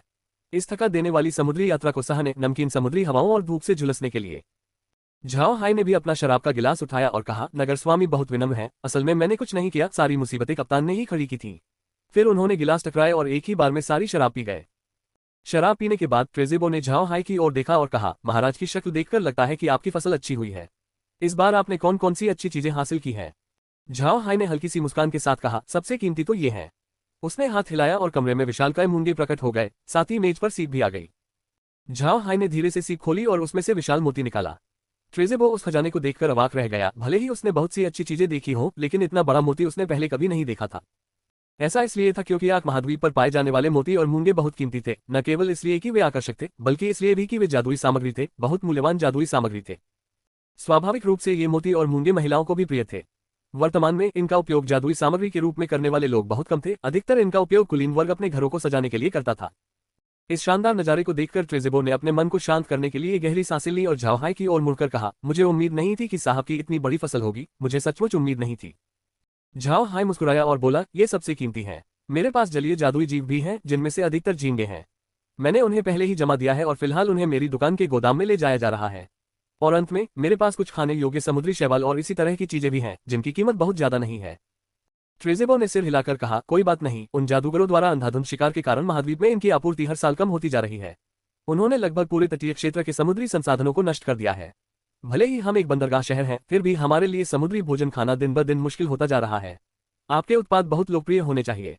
झाओ हाई मुस्कुराया और बोला, अच्छा है, बस ये चीजें बिक जानी चाहिए। मुझे तो डर था कि कोई इन्हें खरीदेगा ही नहीं। ठीक है, आप इन्हें 2 दिन में ले जा सकते हैं। आखिर मैंने महाराज से वादा किया है कि मैं सिर्फ यही सामान खरीदूंगा, फिर वो तय कर सकते हैं कि इन्हें कैसे बेचना है। ट्रेज़ेबो हंसते हुए बोला, निश्चिंत रहिए, महाराज ने पहले से ही तैयारी कर ली है, अब वे बस आपका इंतजार कर रहे हैं। ठीक है, अग्नि मछलियां कब पहुंचेंगी? मेरी तरफ से सब ठीक है, आप उन्हें भेजना शुरू कर सकते हैं। झाओ हाई मुस्कुराया, चिंता मत करो, वे 2 दिन में पहुंच जाएंगे, तब तुम उन्हें ले सकते हो। वैसे महाराज को क्या हुआ? वे कार्सन सिटी क्यों लौट आए? क्या कोई दुर्घटना हुई? ट्रेज़ेबो ने हल्की सी मुस्कान के साथ कहा, यह कोई दुर्घटना नहीं थी, बात बस इतनी थी कि महामहिम लंबे समय तक कार्सन सिटी से बाहर नहीं रह सकते। कार्सन सिटी रोसेन साम्राज्य की राजधानी है, लगभग सभी बड़ी शक्तियां यहीं केंद्रित हैं।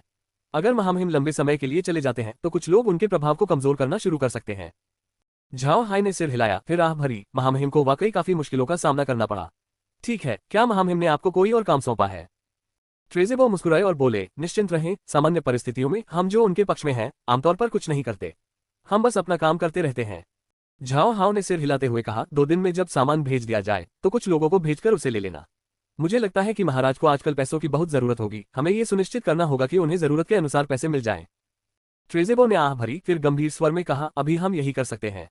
आखिरकार वर्तमान सम्राट का शरीर अभी भी काफी स्वस्थ है। महामहिम लोगों को अपने पक्ष में करने का अत्यधिक प्रयास नहीं कर सकते, इसलिए फिलहाल हम केवल अपनी ताकत बढ़ाने पर ही ध्यान दे सकते हैं। झाओ हाई मान गया, आप महाराज से कह दीजिए कि अगर मुझे कुछ करना हो तो मुझसे औपचारिक व्यवहार न करें, सीधे मुझसे संपर्क करें। अगर उन्हें पैसा कमाना है तो मैं केवल वही कुछ उत्पाद उपलब्ध करा सकता हूं जो मेरे पास है, लेकिन अगर कोई और बात हो तो उन्हें बता दीजिए कि मैं उसे सुझाने की पूरी कोशिश करूंगा। ट्रेज़ेबो ने हल्की सी मुस्कान के साथ कहा, महामहिम निश्चिंत रहें, अगर सच में कुछ हुआ है तो महाराज जरूर असभ्य व्यवहार करेंगे।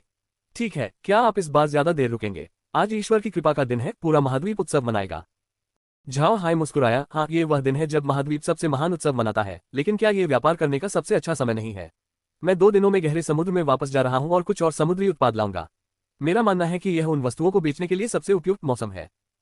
ट्रेज़ेबो ने बनावटी मुस्कान के साथ कहा, महोदया, आप सचमुच एक व्यापारी हैं, भगवान की कृपा के दिन भी व्यापार के बारे में सोच रहे हैं। अरे, आप जैसे लोगों के लिए अमीर न होना तो नामुमकिन ही है। झाओ हाई ने कड़वी मुस्कान के साथ कहा, मेरे पास कोई विकल्प नहीं है, मुझे अपने कबीले का भरण पोषण करना है। अगर मैं पैसे कमाने के और तरीके नहीं सोचता तो हमारे पास कोई आमदनी नहीं होगी। ट्रेज़ेबो की आंखों में झाओ हाई को देखते हुए एक हल्की सी चमक दिखाई दी, लेकिन उसने इस बारे में कुछ नहीं कहा और बस मुस्कुराते हुए बोला, कौन नहीं चाहता। झाओ हाई बस मुस्कुराया और कुछ नहीं बोला, वह बस शराब पीता रहा। चूंकि झाओ हाई बात नहीं करना चाहता था, इसलिए ट्रेज़ेबो ने कुछ नहीं पूछा। वह बस और शराब पीने और व्यंजन चखने की बातें करता रहा। उसने चाली के पक्ष के अन्य लोगों के बारे में भी झाओ हाई से बात की। झाओ हाई ट्रेज़ेबो की कही हर बात को ध्यान से सुन रहा था। वह अब चाली के पक्ष में था, स्वाभाविक रूप से वह चाली के समूह के बारे में सब कुछ जानना चाहेगा। भोजन के बाकी समय अनौपचारिक बातचीत में बीता। खाना खाने के बाद झाओ हाई बैंगनी बांस के आंगन में लौट आए।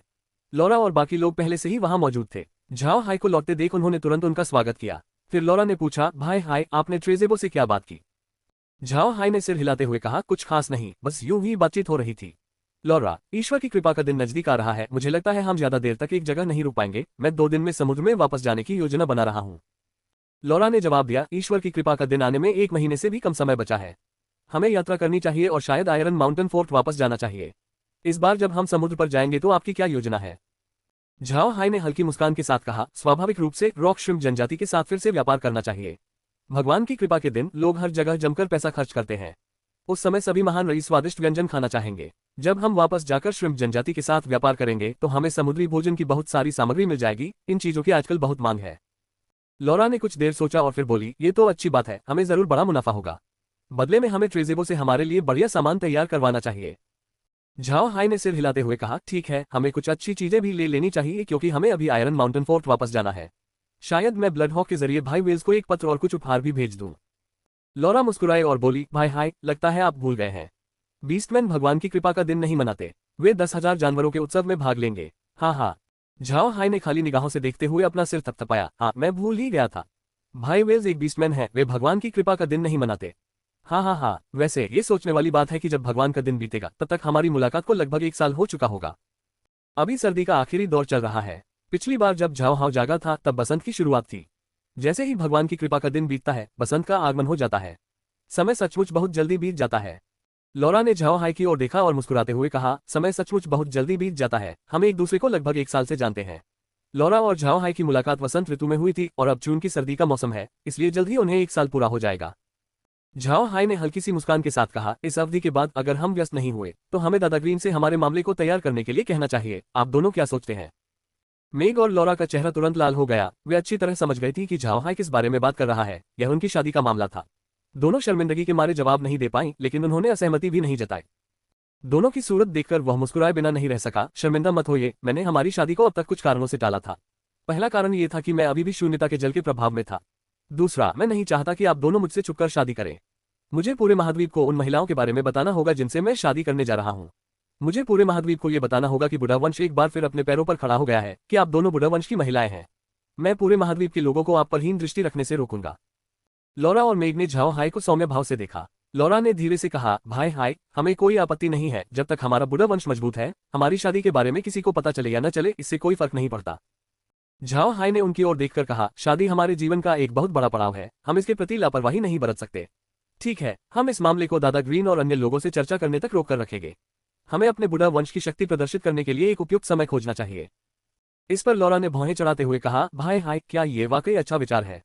अगर हम अपनी पहचान उजागर कर देते हैं तो क्या आयरन माउंटेन फोर्ट पर मुसीबत नहीं आ जाएगी? अगर हम किले के रहस्य उजागर कर देते हैं तो मुझे लगता है कि यह हमारे लिए प्रतिकूल होगा। झाओ हाई ने गंभीर स्वर में उत्तर दिया, मुझे पता है, लेकिन अब जब ब्लैक वेस्टलैंड्स पर जहरीली धुंध कैरिन स्वैम्प से कम नहीं है तो 9वें रैंक के योद्धा भी अंदर जाने से पहले 2 बार सोचेंगे। अंतरिक्ष के प्रभाव से जहर और भी बढ़ गया है, इसलिए साधारण 8वें रैंक के योद्धाओं के लिए उस क्षेत्र में प्रवेश करना असंभव है। अगर 8वें रैंक के योद्धा अंदर जाते हैं तो वे कमजोर हो जाएंगे और तब तक वे हमारे सामने आसानी से हार मान लेंगे। मरे हुए लोगों काय, एयर और ब्लड हॉक्स के साथ देखते हैं कौन हमारे क्षेत्र में आने की हिम्मत करेगा। लॉरा ने एक पल सोचा, ये सच था। उन्होंने अपनी वर्तमान क्षमताओं को कम आंका था। फिलहाल बुढ़ा कबीला कमजोर नहीं है। अब जबकि ब्लैक वेस्टलैंड्स लगभग कैरिन स्वैम्प की तरह हो चुके हैं, वे आसानी से उन लोगों से निपट सकते हैं जो इसमें प्रवेश करने का साहस करते हैं। इस पर मेघ खिलखिलाकर हंस पड़ी और बोली, बड़े भाई है, आप खून चूसने वाले मच्छरों का जिक्र करना भूल गए। अंतरिक्ष में हमारे पास उन मच्छरों की भारी संख्या है, उनकी संख्या का कोई सटीक वर्णन नहीं है। देखते हैं कौन सा विशेषज्ञ उनके हमलों का सामना कर पाता है। और अगर उन्होंने सचमुच हमसे युद्ध छेड़ने की हिम्मत की तो हम वही दोहराएंगे जो हमने परसेल डची में किया था। बस उनके इलाके में कीड़े मकोड़े छोड़ देंगे, देखते हैं उनका क्या हाल होता है। मेघ की बातें सुनकर झाओ हाय अपनी हंसी नहीं रोक पाया। सच कहूं तो मेघ, तुम्हारे विचार काफी शातिर हैं। हाँ हाँ हाँ, लेकिन तुम्हारा विचार अच्छा है। पहले मैं अपने शरीर की वजह से बेपरवाह होकर कुछ नहीं कर सकता था, लेकिन अब जब मैं ठीक हो गया हूं तो देखते हैं कौन हमसे भिड़ने की हिम्मत करेगा। बस यही उम्मीद है कि एक्सूर साम्राज्य के लोग मुझसे पंगा लेने की हिम्मत न करें। लॉरा भी मेघ के विचार पर मुस्कुराए। इस समय लॉरा को लगा कि उनकी ताकत पहले से ही बहुत अधिक है, ऐसा कोई दुश्मन नहीं है जिससे वे निपट न सके। सच कहें तो झाओ हाई ने हमेशा अपने मरे हुए प्राणियों की ताकत पर ध्यान नहीं दिया था। ये जानना जरूरी है कि झाओ हाई के पास इस समय कुल 7 लाख मरे हुए प्राणी हैं, और इन सभी 7 लाख मरे हुए प्राणियों की ताकत 8वें दर्जे के बराबर है। अगर झाओ हाई इन 7 लाख मरे हुए प्राणियों को एक साथ छोड़ दे तो वे पूरे एक्सूर साम्राज्य को भी तहस नहस कर सकते हैं। हालांकि झाओ हाई भी यह जानता था, उसने इस विचार को मन से निकाल दिया। ऐसा इसलिए था क्योंकि वह जानता था कि वह बड़ी संख्या में मरे हुओं को छोड़कर दूसरे मनुष्यों से युद्ध नहीं छेड़ सकता था। ऐसा करना सीधे तौर पर उसे सर्वमान्य शत्रु घोषित करवा देता, और झाओ हाई ऐसा नहीं चाहता था। वह कोई पागल नहीं था जो पूरी दुनिया पर कब्जा करना चाहता हो। वह बस एक आम इंसान था जिसे पूरी मानव जाति से कोई दुश्मनी नहीं थी। वह हर समय युद्ध में उलझना नहीं चाहता था। लेकिन लगता है आसमान को कुछ और ही मंजूर है। ऐसा लगता है कि उसे झाओ हाई का सुर्खियों से दूर रहना पसंद नहीं है। जब झाओ हाई और बाकी लोग बातें कर रहे थे तभी एक खूनी बाज की आवाज सुनाई दी जो सीधे बैंडनी बांस के आंगन की ओर उड़ गया। अध्याय 417 स्मिथ की चिंताएं।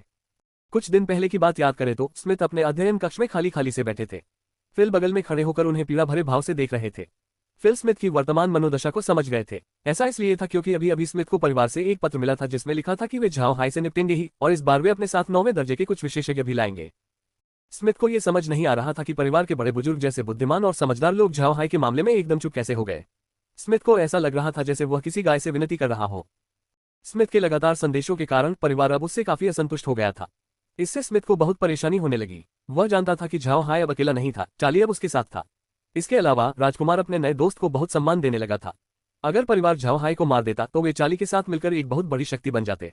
अगर भविष्य में चार्ली सम्राट बन जाता तो परिवार के लिए आगे का समय अच्छा नहीं होता। उन्हें यह भी पता था कि परिवार चार्ली की परवाह नहीं करता था, क्योंकि वह केवल तीसरा राजकुमार था, युवराज नहीं। यद्यपि चार्ली सिंहासन का उत्तराधिकारी बनने का हकदार था, फिर भी वह हमेशा बहुत शांत स्वभाव का था। इसी वजह से परिवार ने तीसरे राजकुमार को नजरअंदाज कर दिया। हालांकि स्मिथ जानता था कि चार्ली इतना भी अक्षम नहीं था, अन्यथा मौजूदा सम्राट उसे जेड वाटर सिटी क्यों सौंपता। हालांकि शाही परिवार का बहुत अधिक प्रभाव था, लेकिन वास्तव में उच्च आय वाले शहरों की संख्या केवल 3 ही थी: Z water city, rising water city और साम्राज्य की राजधानी कार्सन सिटी। शाही राजधानी कार्सन सिटी वर्तमान में युवराज का निवास स्थान है। वह वर्तमान में सम्राट को साम्राज्य के संचालन में सहायता कर रहे हैं, इसलिए यह कहा जा सकता है कि कार्सन सिटी युवराज के शासन के अधीन है। हालांकि कार्सन शहर ड्रैगन और बाघों से भरा शहर था। युवराज के प्रभाव के अलावा अन्य राजकुमारों के सत्ता केंद्र भी शहर में मौजूद थे। शहर में कुछ ऐसी ताकतें भी थी जिनका प्रभाव युवराज के प्रभाव से कहीं अधिक था। कार्सन शहर में केल्सी परिवार की शाखा भी युवराज के गुट से कम नहीं थी। अपने शाही चाचाओं के प्रभाव के कारण युवराज के लिए शहर पर पूर्ण नियंत्रण रखना बहुत मुश्किल था। इसलिए स्मिथ युवराज के भविष्य को लेकर आशावादी नहीं थे। द्वितीय राजकुमार राइजिंग वाटर सिटी पर शासन करता था। भौगोलिक दृष्टि से यह स्काई वाटर सिटी के समान एक अच्छी जगह थी। हालांकि स्मिथ द्वितीय राजकुमार के बारे में आशावादी नहीं था। इसका कारण ये था कि वह राजकुमार दूरदर्शी नहीं था। वह राइजिंग वाटर सिटी का प्रबंधन एक निर्दयी किसान की तरह करता था, जो अपनी गायों का अत्यधिक दोहरण करता है। इसी कारण कई व्यापारियों को शहर छोड़कर जाना पड़ा। स्मिथ को डर था कि अगर शहर की अच्छी भौगोलिक स्थिति न होती तो राइजिंग वाटर सिटी अब तक दिवालिया हो चुका होता। तीसरे राजकुमार चार्ली जेड वाटर सिटी का संचालन करते हैं। तीसरे राजकुमार होने के बावजूद साम्राज्य की प्रमुख शक्तियों ने उन पर कोई ध्यान नहीं दिया। ये बात अपने आप में लोगों को बहुत अजीब लगी। महाद्वीप के सबसे शक्तिशाली राष्ट्र के तीसरे उत्तराधिकारी पर किसी का ध्यान न होना, यह मामला अपने आप में बहुत रहस्यमय था। इससे बस यही पता चलता है कि राजकुमार हाल ही में बहुत ही गुमनाम जीवन जी रहा था, जिस वजह से किसी ने उस पर ध्यान नहीं दिया। लेकिन स्मिथ जानता था कि अदृश्य होने पर वह कहीं अधिक भयावह हो जाता है। अगर आप उस पर ध्यान न दें तो आप उसके इरादों को जान ही नहीं पाएंगे। यह एक ऐसी प्रतिभा थी जो किसी को बेहद डरावना बना देती थी। और इस बार झाओ हाय ने राइजिंग वाटर सिटी छोड़कर जेड वाटर सिटी में जाने का फैसला किया, जिससे दूसरे राजकुमार नाराज हो गए, क्योंकि उन्होंने एक ऐसे व्यक्ति को चुना जिस पर कोई ध्यान नहीं देता था। यह अपने आप में झाओ हाय के स्वभाव को दर्शाता है। तो परिवार ने इस पर विचार क्यों नहीं किया? क्या परिवार के लोग वाकई में बड़ी तस्वीर नहीं देख पा रहे हैं? शायद वे झाओ हाय से निपटने में इतने मशगूल थे कि इस पहलू को भूल ही गए। इससे न सिर्फ तीसरे राजकुमार नाराज होंगे, बल्कि केल्सी परिवार की प्रतिष्ठा को भी ठेस पहुंचेगी। झाओ हाय की प्रतिष्ठा पूरे महाद्वीप में सर्वविदित थी। लोग जानते थे कि वह एक डार्क मेज है, और जब लोगों ने सुना कि वह स्काई वाटर सिटी गया है तो उन्होंने शायद यह अनुमान लगाया होगा कि वह रेडियंट चर्च और दक्षिणी राजा बोरिस से भाग गया है, और संभवतः उसने केल्सी परिवार के लिए काम करना शुरू कर दिया है। भले ही महाद्वीप की विभिन्न शक्तियों को डार्क मेजेस लीग के अस्तित्व की जानकारी न हो, फिर भी उन्हें इस तथ्य की जानकारी अवश्य होनी चाहिए कि केल्सी परिवार का महाद्वीप में डार्क मेजेस के मामले में सर्वोच्च प्रभाव था। इसी प्रतिष्ठा के कारण अनेक डार्क मेजेस लीग में शामिल हो गए। इसका कारण ये था कि उन्हें न केवल सहायता मिलती थी, बल्कि यह संगठन काफी लचीला भी था। इस मामले में परिवार द्वारा झाओ हाय के खिलाफ की गई कार्रवाई अनुचित थी। जब अन्य डार्क मेजेस को इसके बारे में पता चलेगा तो वे क्या सोचेंगे? क्या वे अब भी लीग में शामिल होंगे? क्या वे अब भी लीग के लिए कड़ी मेहनत कर पाएंगे? आगे चलकर डार्क मेजेस केल्सी परिवार में शामिल होने से पहले 2 बार सोचेंगे। उन्हें डर होगा कि कहीं उनके साथ भी झाओ हाय जैसा व्यवहार न हो, जिसमें उनके पास मौजूद खजाने परिवार द्वारा जब्त कर लिए गए हों। बाहरी लोगों की नजर में मामला कुछ ऐसा था। झाओ हाय के पास कुछ ऐसी मछलियां थी जो केल्सी परिवार को पसंद आ गईं, इसलिए वे चाहते थे कि झाओ हाय उन्हें सौंप दे। लेकिन झाओ हाय ने इनकार कर दिया, जिसके कारण ये सारी घटना घटी। परिवार के अंदरूनी मामलों से बाहरी लोग वाकिफ नहीं थे। उनके मन में जुवान महज परिवार का एक सदस्य था, उसका इतना प्रभाव नहीं था, इसलिए उनके लिए यह सोचना नामुमकिन था कि वही इस स्थिति की जड़ है। स्मिथ इस मामले को लेकर चिंतित थे। उन्हें डर था कि अन्य डार्क मेजेस के मन में केल्सी परिवार की छवि धूमिल हो चुकी है। अगर यह मामला और बढ़ गया तो डार्क मेजेस का संघ भी भंग हो सकता है। स्मिथ को यह बात समझ नहीं आ रही थी कि लीग के बारे में सबसे ज्यादा जानकारी रखने वाला उसका भाई पीटर इसे क्यों नहीं रोक पाया। उसने न सिर्फ इसे रोका नहीं, बल्कि स्मिथ की चेतावनियों को भी अनसुना कर दिया। इससे स्मिथ बहुत परेशान हो गया।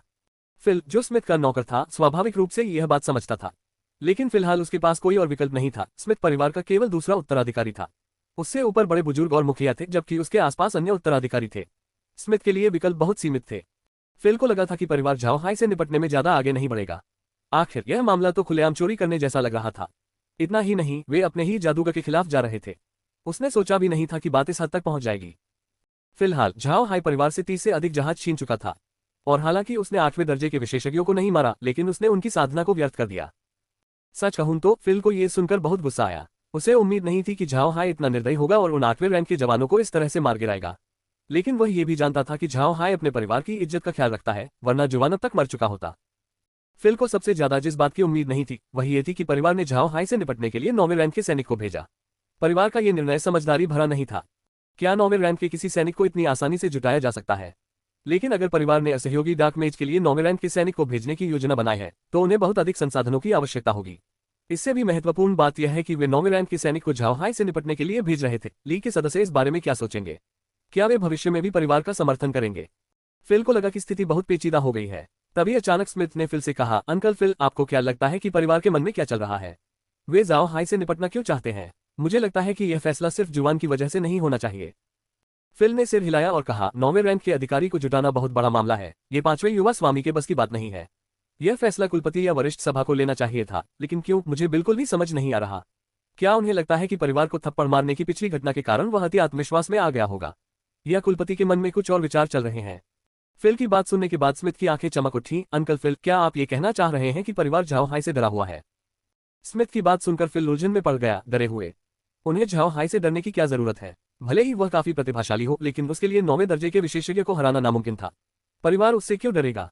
स्मिथ ने एक लंबी आह भरी और कहा, मुझे लगता है कि परिवार को झाओ हाई की ताकत से नहीं बल्कि उसके विचारों से डर था। क्या अतीत में रेडियंट चर्च को दबाने की योजना झाओ हाई की ही नहीं थी?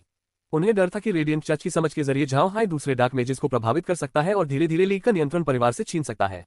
इसलिए उन्होंने झाओ हाई को खत्म करने का यह मौका देखा। इसके अलावा उन्हें लगता था कि डार्क मेजेस सिर्फ अपने बारे में सोचते हैं, उन्हें झाओ हाई की परवाह नहीं होगी।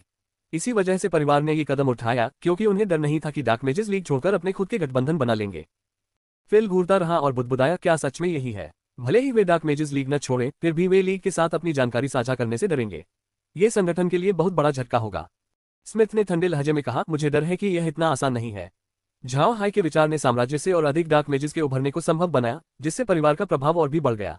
भविष्य में ये पूरी तरह से संभव था कि वे युवा डार्क मेजेस परिवार के लिए काम करने लगे। इस समय परिवार को डार्क मेजेस की विरासत की कोई चिंता नहीं थी। उनके लिए लीग अब महत्वपूर्ण नहीं रह गई थी, इसलिए उन्होंने झाओ हाई से निपटना ही ठीक समझा।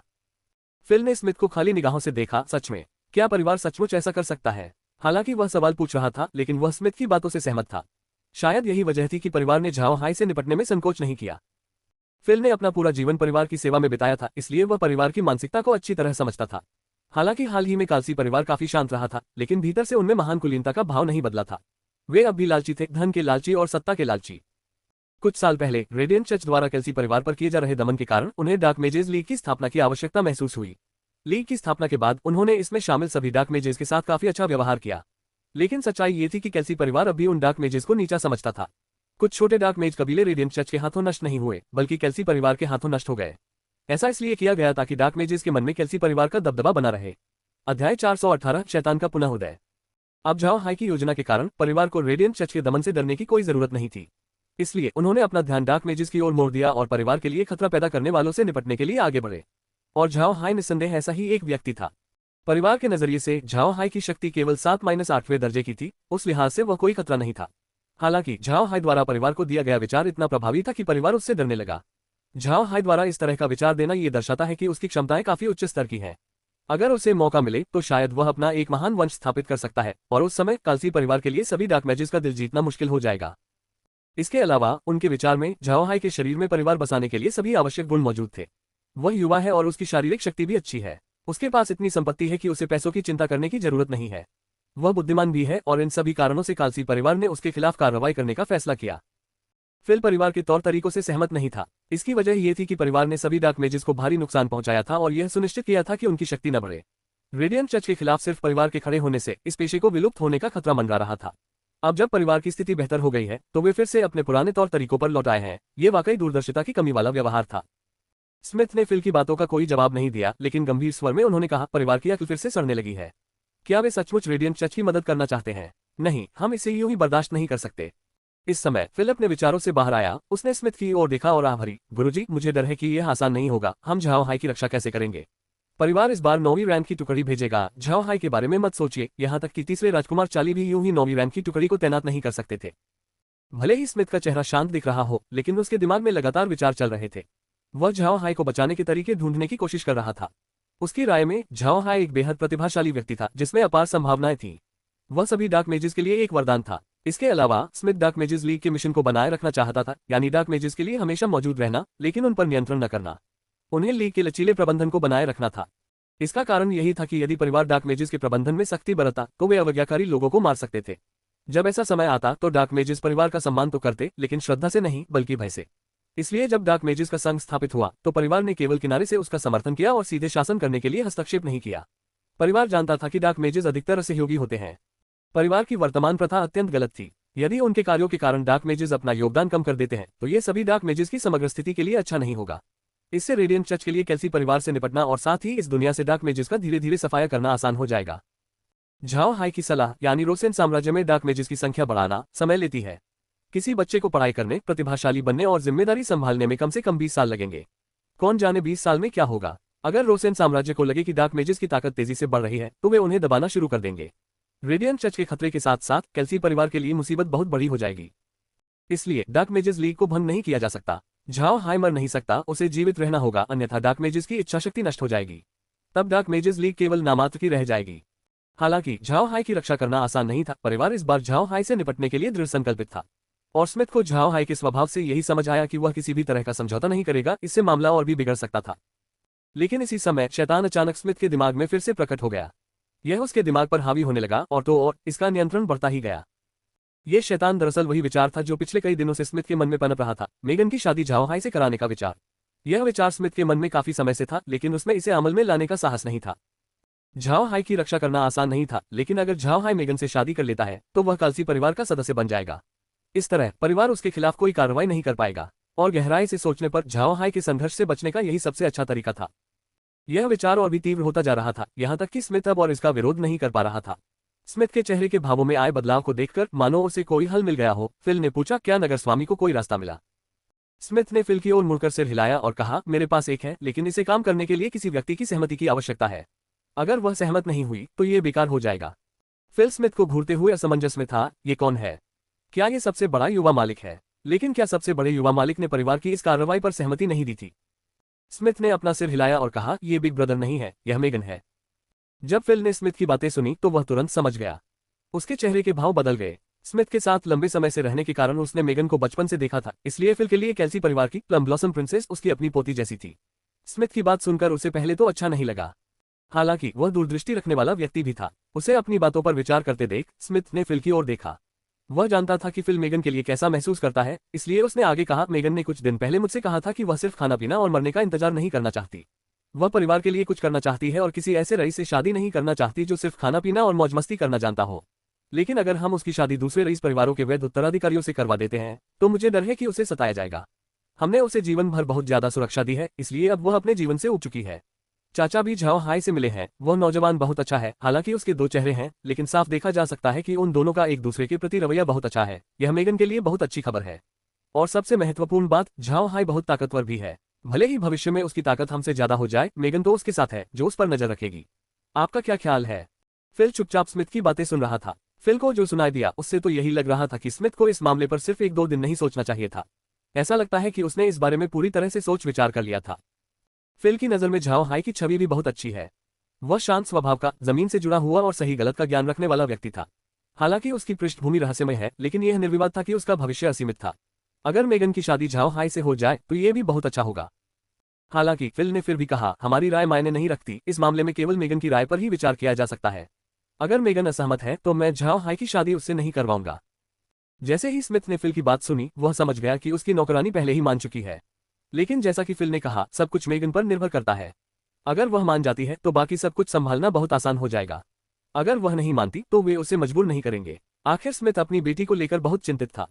स्मिथ ने सिर हिलाया और कहा, अंकल फिल राहत महसूस कर सकते हैं। अगर मेगन असहमत होती है तो हम कोई दूसरा समाधान निकाल लेंगे। लेकिन मुझे लगता है कि हमें किसी और से उससे पूछना चाहिए। मुझे डर है कि अगर आप या मैं उससे पूछेंगे तो वह असहमति नहीं जता पाएगी। वह लड़की बहुत जल्दी संवेदनशील हो जाती है। फिल ने हल्की सी मुस्कान के साथ कहा, अरे समय तो वाकई बहुत जल्दी बीत जाता है।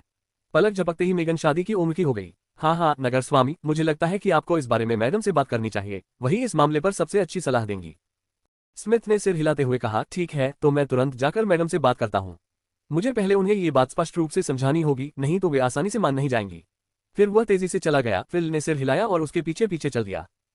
स्मिथ की पत्नी भी काफी प्रभावशाली थी, क्योंकि परिवार में बेटियों की शादी लाभ के लिए न करने का नियम था, इसलिए स्वाभाविक रूप से परिवार की पत्नियों को भी उच्च दर्जा प्राप्त था। हालांकि भले ही स्मिथ की पत्नी के पास कुछ शक्ति थी, लेकिन शादी के बाद से ही वह हमेशा स्मिथ का साथ देती रही थी। उसने कभी पारिवारिक मामलों में दखल नहीं दिया। घर पर वह बस कुछ फूल और पौधे पालती थी, और चूंकि वह औषधि विशेषज्ञ भी थी, इसलिए वह अपना अधिकांश समय औषधि बनाने के शोध में व्यतीत करती थी। इसी वजह से वह पारिवारिक मामलों से काफी दूर रहती थी। लेकिन इसी वजह से स्मिथ अपनी पत्नी से बहुत स्नेह रखते थे। कई सालों तक साथ रहने के बाद भी उनके बीच का प्यार कभी नहीं बदला। स्मिथ का कोई और प्रेमी भी नहीं था। उन दोनों के बीच का प्यार देखकर उनके आसपास के सभी लोग ईर्ष्या करते थे। जब स्मिथ अपने घर के आंगन में गए तो उन्हें अपनी पत्नी नहीं मिली। जल्द ही वे अपनी पत्नी के औषधीय उद्यान में गए। यहीं पर उनकी पत्नी औषधियों पर शोध करती थी और अपने पति के लिए औषधियां तैयार करती थी। आम लोगों को, यहां तक कि नौकरों को भी यहां आने की अनुमति नहीं थी। यह मालकिन का निजी आदेश था। औषधीय उद्यान पहुंचते ही स्मिथ ने अपनी पत्नी को कुछ जड़ी बूटियों को पानी देते हुए देखा। महिला सूती वस्त्र पहने हुए थी, एक हाथ में पानी की बोतल थी और वह बड़ी सावधानी से पौधों पर पानी डाल रही थी। वह बहुत ही गंभीर और आकर्षक लग रही थी। स्मिथ कुछ देर वहीं खड़ा रहा। कुछ ही देर में पानी की बोतल का पानी खत्म हो गया। जब उसने ऊपर देखा और स्मिथ को वहीं खड़ा पाया तो वह मुस्कुराए बिना नहीं रह सकी। उसने अपने पति को घूरते हुए कहा, प्यारे, तुम यहाँ क्या कर रहे हो? क्या तुम्हें मुझसे कुछ चाहिए? स्मिथ ने संभलते हुए जल्दी से सिर हिलाया और कहा, जी हाँ, मुझे आपसे एक महत्वपूर्ण बात करनी है। चलिए पहले आंगन में चलते हैं। अपने पति को इतना गंभीर देखकर महिला ने धीरे से सिर हिलाया। फिर उसने अपनी पानी की बोतल नीचे रखी और स्मिथ के साथ अपने आंगन की ओर चल पड़ी। अध्याय 419 मेगन के विचार। आंगन में पहुंचते ही वे बैठ गए और एक नौकर उनके लिए चाय लेकर आया। इसके बाद स्मिथ ने हाथ हिलाकर नौकरों को कमरे से बाहर जाने का इशारा किया। स्थिति को देखकर मैडम खुद को घूरने से रोक नहीं पाई। उन्होंने स्मिथ की ओर सिर घुमाकर कहा, क्या बात है मेरे प्रिय नगर स्वामी, आप इतने रहस्यमय क्यों व्यवहार कर रहे हैं? शांत चेहरे के साथ स्मिथ ने मैडम की ओर देखा और कहा, इस मामले के दूरगामी परिणाम होने वाले हैं। आज मुझे परिवार से एक पत्र मिला है जिसमें उन्होंने झाओ हाई से निपटने के लिए 9वें दर्जे के विशेषज्ञ को भेजने की योजना के बारे में बताया है। महिला ने अपने पति को घूरकर देखा, फिर अपनी भौहें सिकोड़ ली। हालांकि उन्हें पारिवारिक मामलों से ज्यादा मतलब नहीं था, फिर भी उन्होंने झाओ हाई पर नजर रखी क्योंकि उनकी उस युवक के बारे में अच्छी राय थी। उनकी राय में झाओ हाई एक ईमानदार और भरोसेमंद दृढ़ निश्चयी व्यक्ति था।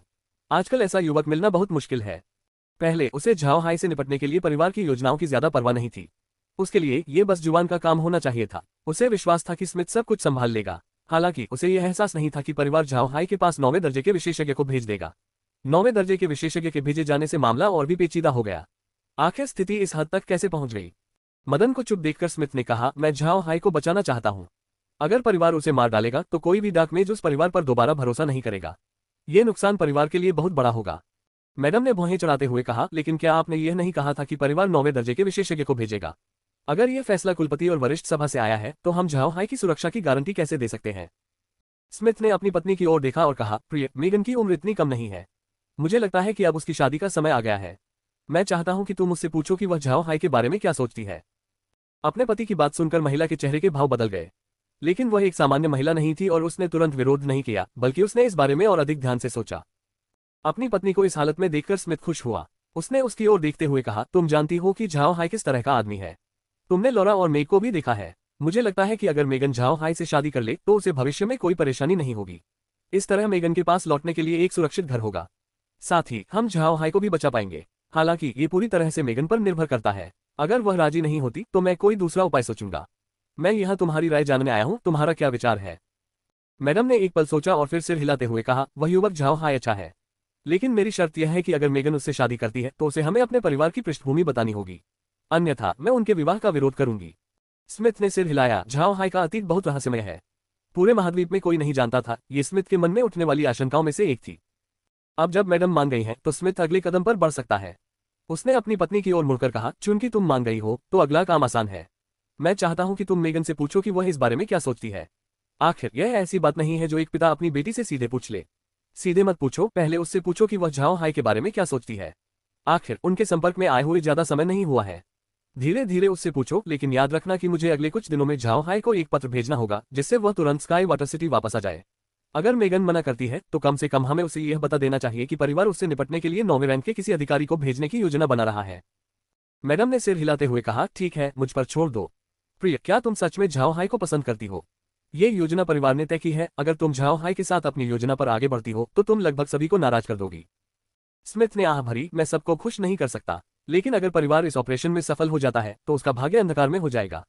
फिर स्मिथ ने अपनी पत्नी को उन अटकलों के बारे में बताया जो उसने और फिल ने पहले लगाई थी। मैडम ने भौहें चढ़ाईं। भले ही उन्हें इन मामलों से कोई लेना देना नहीं था, इसका मतलब यह नहीं था कि वह इसे समझ नहीं सकती थी। वह लंबे समय से परिवार के भीतर रह रही थी, इसलिए उन्हें परिवार की अंदरूनी बातों की अच्छी समझ थी। उन्होंने स्मिथ की अटकल से सहमति जताई। स्मिथ के बोलने के बाद मैडम ने आह भरी और कहा, इस परिवार को रेडियंट चर्च ने इतने लंबे समय तक दबाया है। अब जब उन्हें एक जीत मिली है तो वे सोचने लगे हैं कि दुनिया उन्हीं की है। हाँ, झाओ हाय एक अच्छा नौजवान है, लेकिन वह फिलहाल तीसरे राजकुमार के साथ है। यह मामला बहुत जोखिम भरा है, क्या आपने इस बारे में सोचा है? स्मिथ ने हल्की सी मुस्कान के साथ कहा, मैंने इस बारे में ज्यादा सोचा नहीं था, लेकिन अंततः ये स्थिति परिवार की वजह से ही पैदा हुई। झाओ हाय मूर्ख नहीं है, वह चतुर है। यहाँ उसके साथ कुछ दुर्घटनाएं होते देख उसने स्वाभाविक रूप से बचने का रास्ता निकाल लिया होगा। लेकिन इससे कोई फर्क नहीं पड़ता, भले ही हमारा महान परिवार सिंहासन के लिए संघर्ष में शामिल न हो, झाओ हाय हमारे परिवार का सदस्य नहीं है। अगर वह मेगन से शादी भी कर लेता है तो भी वह हमारे परिवार का नाम नहीं लेगा, इसलिए हमारे लिए ये ठीक ही है। और अगर तीसरा राजकुमार सफल होता है तो ये हमारे परिवार के लिए एक अच्छा बोनस होगा। अंततः इस मामले में जोखिम और लाभ दोनों हैं, आधा आधा। फिर मैडम ने कहा, ठीक है, मैं अगले 2 दिनों में मेगन से बात करने जाऊंगी। तुम्हारा क्या, तुम झाओ हाई के लिए चिट्ठी कब भेजोगे? तुम्हें उसके दिए हुए ब्लड हॉक का इस्तेमाल करके उसे जल्द से जल्द भेजना चाहिए, नहीं तो परिवार द्वारा अपने 9वें दर्जे के विशेषज्ञ को भेजने के बाद बहुत देर हो जाएगी। स्मिथ ने सिर हिलाया और कहा, मैंने जो सुना है उसके अनुसार झाओ हाई अभी तक जेड वाटर सिटी में नहीं है। इस वजह से उसे ढूंढना हमारे लिए मुश्किल हो गया है, और उसके परिवार के लिए भी। और अगर वह वापस आ भी जाता है तो वह शहर के अंदर ही सुरक्षित होना चाहिए। जेड वाटर सिटी लौटने के बाद मैं उसे तुरंत पत्र भेजकर स्काई वाटर सिटी वापस आने का अनुरोध करूंगा। मैडम ने अपनी भौहें सिकोड़ते हुए कहा, लेकिन क्या झाओ हाय आएगा? स्मिथ ने गंभीर स्वर में उत्तर दिया, वह अवश्य आएगा, क्योंकि उसके पिछले 2 कार्यों से यह स्पष्ट हो गया कि वह परिवार के साथ गंभीर टकराव में नहीं पड़ना चाहता था। लेकिन अगर उसे परिवार से थोड़ी बहुत परेशानी भी हुई तो भी मेरे बारे में उसकी अच्छी राय रहेगी। अगर मैं उसे पत्र भेजूं तो वह निश्चित रूप से आएगा। मैडम ने सिर हिलाया, ठीक है, तो मैं जल्द से जल्द मेगन की राय ले लूंगी। स्मिथ ने भी सिर हिलाया और फिर आह भरी। मैडम ने उसकी ओर देखा और समझ गई कि वह इस स्थिति को लेकर चिंतित है, इसलिए उन्होंने उसे दिलासा देते हुए कहा, परिवार इतने लंबे समय से है, इसने उतार चढ़ाव तो देखे ही होंगे, लेकिन आज भी कायम है। इसे नष्ट करना आसान नहीं होगा। स्मिथ ने आह भरते हुए कहा, कैल्सी परिवार के लंबे समय से अस्तित्व में होने के कारण ही पिताजी और बड़े बुजुर्गों को लगता था कि परिवार को कोई घातक क्षति नहीं पहुंचेगी। अतीत में जब रेडियंट चर्च ने परिवार की गर्दन पर तलवार रखी हुई थी, तब परिवार को लगातार इतना सताया गया कि वे बिल्कुल हताश हो गए थे। और अब जब हमने एक लड़ाई जीत ली है तो उन्हें यह भी नहीं दिखा कि रेडियंट चर्च की मूल शक्ति को वस्तुतः कोई नुकसान नहीं पहुंचा है। परिवार तो अपने दुश्मन से पूरी तरह छुटकारा पाने से पहले ही इंतजार नहीं कर सका, ये बहुत ही दयनीय है। मैडम ने भी आह भरी। उन्हें पता था कि उनके पति ने इतने सालों तक परिवार के लिए अपना सब कुछ न्योछावर कर दिया था, लेकिन अब परिवार उसी राह पर आगे बढ़ रहा था जिस पर वह अब चल रहा है, इसलिए स्मिथ का इतना दुखी होना स्वाभाविक था। दोपहर होते होते मैडम ने मेगन को अध्ययन कक्ष में पढ़ते हुए पाया। इन दिनों मेगन शायद ही कभी बाहर खेलने जाती थी, क्योंकि अब बाहर जाना उसके लिए व्यर्थ था। वह खूब खेल चुकी थी, जो भी उसे स्वादिष्ट लगता था सब खा चुकी थी, अब उसे किसी भी चीज में कोई रुचि नहीं थी। मैडम स्वाभाविक रूप से मेगन के मन की बात जानती थी। वह चुपचाप अध्ययन कक्ष के दरवाजे पर खड़ी होकर अपनी बेटी को देखती रही, जो पढ़ने में मग्न थी। मैडम के मन में एक आह निकली, उनकी बेटी आखिरकार बड़ी हो गई थी और विवाह योग्य उम्र तक पहुंच गई थी। मेगन पूरी तरह से ध्यानमग्न थी, तभी मैडम को हल्की सी खांसी आई, जिससे मेगन जाग गई। फिर उसने अपनी माँ को देखा और तुरंत किताब नीचे रखकर खड़ी हो गई। माँ, आप क्यों आई? मुझे लगा आप अपने औषधीय बगीचे में थी। मैडम मुस्कुराई और बोली, मैं सारा दिन बगीचे में नहीं रह सकती। ठीक है मेगन, तुम बाहर खेलने क्यों नहीं गई? क्या कुछ गड़बड़ है? क्या तुम दुखी हो? मेगन ने सिर हिलाते हुए कहा, कुछ खास नहीं, लेकिन मुझे तो कुछ न होना ही रोमांचक लगता है। बाहर खाने पीने जाने पर मुझे बोरियत महसूस होती है, इससे अच्छा तो मैं घर पर ही पढ़ लूं। मैडम मेगन के पास पहुंची और उसके सिर पर हाथ फेरते हुए मुस्कुराई और बोली, मेरी नन्ही मेगन बड़ी हो गई है, आखिरकार वह बहुत समझदार हो गई है। हाँ हाँ, तुम्हारे पापा जरूर खुश होंगे। मेगन ने होंठ फुलाते हुए कहा, मुझे नहीं लगता। मैंने पिताजी को पहले ही बता दिया है और उनसे मेरे लिए कुछ करने को कहा है, लेकिन अब तक उन्होंने मेरे लिए कुछ नहीं सोचा है। मैं बस यहाँ हर दिन बैठकर पढ़ती रहती हूँ और ऊबती रहती हूँ। मैडम मेगन को देखकर मुस्कुराए बिना नहीं रह सकी और बोली, अरे बेवकूफ, तुम्हें लगता है कि मामलों को संभालना इतना मजेदार है? ये तो किताब पढ़ने से कहीं ज्यादा उबाऊ है। वरना तुम क्या सोचती हो कि मैं हमेशा अपने औषधीय बगीचे में ही क्यों रहती हूँ और घर के सारे काम नौकरानी को क्यों सौंप देती हूँ? अरे बेवकूफ लड़की, तुम्हें खुद ठीक से सोचना चाहिए। मेगन ने जीभ बाहर निकाली और शरारती हंसी हंसी। मेगन का चेहरा देखकर मालकिन ने गहरी आह भरी, लेकिन फिर भी उन्होंने नर्म लहजे में कहा, मेगन, क्या तुम्हें लौरा और मेग पसंद है? अपनी माँ की बातें सुनकर मेगन ने उदास चेहरा बनाते हुए सिर हिलाया और कहा, बहन लौरा और बहन मेग मेरी सबसे अच्छी दोस्त बन गई हैं। उन्होंने मेरी जान भी बचाई, लेकिन परिवार वाले अभी उनके पीछे पड़े हैं। माँ, क्या पिताजी उन्हें रोक नहीं सकते? मैडम ने आह भरते हुए कहा, अरे नासमझ लड़की, क्या तुम्हें लगता है कि तुम्हारे पिता परिवार के मुखिया हैं? कुछ मामले ऐसे होते हैं जिन्हें तुम्हारे पिता नहीं संभाल सकते, उन्हें परिवार की बात सुननी ही पड़ती है। मेगन ने कुछ नहीं कहा, हालांकि वह अपनी माँ की तरह ही पारिवारिक मामलों में ज्यादा दिलचस्पी नहीं रखती थी। परिवार के बच्चे अभी भी परिवार के भीतर की छोटी मोटी बातों से वाकिफ थे। वह ये भी जानती थी कि कुछ बातें ऐसी भी थी जिनसे उसके पिता भी निपट नहीं सकते थे। मैडम ने मेगन की ओर देखा और जान गई कि उनकी बेटी समझ गई है। तभी उन्होंने मेगन से धीरे से कहा, सच में परिवार में कुछ गड़बड़ है ना? मुझे नहीं पता झाओ हेई का क्या होगा, है ना मेगन? झाओ हेई के बारे में तुम्हारा क्या ख्याल है? अपनी माँ की बात सुनकर मेगन का दिल जोर से धड़कने लगा। सच कहूं तो मेगन की नज़र में झाओ हाई बहुत अच्छे थे। पहले जब उस पर हमला हुआ था तो उसने लॉरा और मेग से पूछा और पता चला कि झाओ हाई की चेतावनी के बिना वे दोनों उसकी रक्षा नहीं कर पाती। इसी वजह से मेगन झाओ हाई की आभारी थी। लेकिन वह एक लड़की थी, बहुत संवेदनशील, वह झाओ हाई के पास जाकर व्यक्तिगत रूप से अपना आभार व्यक्त नहीं कर सकती थी। साथ ही जब Zhao high sky water city में रह रहा था तब उन दोनों के बीच ज्यादा मेलजोल नहीं था। उसके मन में झाओ हाई की छवि एक ऐसे व्यक्ति की थी जिसके चेहरे पर हमेशा मुस्कान रहती थी, जो लॉरा और मेग से इतना प्यार करता था कि लोग उससे ईर्ष्या करते थे। सबसे महत्वपूर्ण बात यह थी कि झाओ हाई लॉरा और मेग का बहुत सम्मान करता था। वह लॉरा को उनके हाल पर छोड़ देता था और उन पर पूरा भरोसा करता था। ऐसा लगता था कि झाओ हाई में कुछ ऐसा था जिससे मेगन उसकी ओर आकर्षित हो जाती थी। इसलिए जब मैडम ने मेगन से झाओ हाई के बारे में उसकी राय पूछी तो उसका दिल जोर से धड़कने लगा और उसका चेहरा लाल हो गया। स्मिथ की पत्नी एक अनुभवी महिला थी, मेगन के चेहरे के भाव देखकर वह समझ गई। उन्होंने आह भरी और सोचा कि आखिरकार ये लड़की उनके जाल में फंस गई है। लेकिन मैडम ने फिर भी बोलना शुरू किया, श्री झाओ हाई ने अभी हाल ही में आपके 5वें चाचा से निपटा है। उन्होंने परिवार से 20 जहाज भी छीन लिए हैं। मैंने सुना है कि आपके 5वें चाचा अभी भी समुद्र में हैं।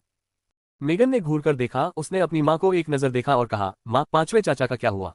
उन्होंने साहब से झगड़ा क्यों किया? मैडम ने आह भरते हुए कहा, इतना ही नहीं, आज आपके पिता को परिवार से एक सूचना मिली है। उसमें लिखा है कि परिवार श्री झाओ हाई से निपटने के लिए 9वें दर्जे के एक विशेषज्ञ को भेजेगा। मुझे डर है कि इस बार श्री झाओ हाई बच नहीं पाएंगे। मेगन का चेहरा पीला पड़ गया, उसने अपनी माँ की ओर देखा और कहा, माँ क्या आप सच में आश्वस्त हैं? क्या परिवार सचमुच श्री झाओ हाई को मारने के लिए 9वें दर्जे के विशेषज्ञ को भेजेगा? परिवार ऐसा कैसे कर सकता है? नहीं, मैं पिताजी को ढूंढूंगी, मैं उनसे श्री झाओ हाई को छुड़वाऊंगी। मैडम ने जल्दी से मेगन का हाथ पकड़ा और कहा, मेगन रुको, चिंता मत करो, तुम्हारे पिता और मैंने इस बारे में पहले ही बात कर ली है। 9वें रैंक के अधिकारी को भेजने के लिए अभी भी एल्डर्स असेंबली से मंजूरी का इंतजार है। लेकिन हम ये भी सोचते हैं कि श्री झाओ हाई को बचाना बहुत मुश्किल है, कम से कम तुम्हारे पिता तो ये काम नहीं कर पाएंगे। मेगन के चेहरे का रंग बदल गया, वो बहुत चिंतित लग रही थी और उसने पूछा, माँ मुझे क्या करना चाहिए ताकि परिवार 9वीं रैंक के किसी व्यक्ति को मेरे बेटे को मारने के लिए न भेजे? मैडम ने मेगन के चेहरे को देखा और समझ गई कि उनकी बेटी क्या सोच रही है। उन्होंने मेगन के सिर पर हाथ फेरते हुए कहा, तुम्हारे पिता ने श्री झाओ हाई को बचाने का एक तरीका सोच लिया है। मेगन, अब तुम जवान नहीं हो, मुझे लगता है कि हमें तुम्हारे लिए पति की तलाश शुरू कर देनी चाहिए। क्या तुमने किसी को पसंद किया है? मुझे बता दो, तुम्हारी माँ इस मामले में तुम्हारी मदद करेगी। जैसे ही मेगन ने अपनी माँ की बात सुनी, उसका चेहरा तुरंत लाल हो गया। माँ, हम तो साहब के मामले की बात कर रहे हैं, हम मेरे मामले तक कैसे पहुंच गए? मैडम मुस्कुराई, तुम तो अब जवान नहीं रहे, तुम्हारी उम्र में तो तुम्हारी माँ तुम्हारे पिताजी को चूम चुकी थी। चलो इस बारे में बात करते हैं, तुम्हें इतनी शर्म क्यों आ रही है? अध्याय 420 मेगन का विचार। मेगन ने अपनी माँ की तरफ देखा, वह शर्मिंदा नहीं थी, लेकिन स्काई वाटर सिटी में वास्तव में ऐसा कोई नहीं था जिसने उसके दिल को छू लिया हो, उसके लिए यह मामला काफी अजीब था। इसी समय उसके मन में धीरे धीरे एक आकृति उभरने लगी जो स्पष्ट होती चली गई। उस व्यक्ति के चेहरे पर हल्की मुस्कान थी, उसका शरीर सुगठित था, उसने ऐसे वस्त्र पहने थे जो उसने पहले कभी नहीं देखे थे और वह बहुत ही सहज स्वर में बात कर रहा था। जब छवि पूरी तरह स्पष्ट हो गई तो उसने एक ही व्यक्ति को देखा, झाओ हाई। झाओ हाई के बारे में सोचते ही मेगन का चेहरा शर्म से लाल हो गया। हालांकि झाओ हाई की वर्तमान स्थिति याद आते ही उसका चेहरा पीला पड़ गया। लेकिन मेगन पहले से ज्यादा मजबूत हो गई थी, क्योंकि वह भी एक बार ऐसी स्थिति से गुजर चुकी थी जहां वह बेबस थी। उस पर हुए जानलेवा हमले से उसने सबक सीखा था। निस्संदेह वह झाओ हाई को लेकर चिंतित थी, इसलिए जब उसकी मां ने उसे उसकी वर्तमान दुर्दशा के बारे में बताया तो वह बहुत चिंतित हो गई। इस समय उसके दिमाग में दो बातें चल रही थी, एक झाओ हाई और दूसरी उसकी शादी।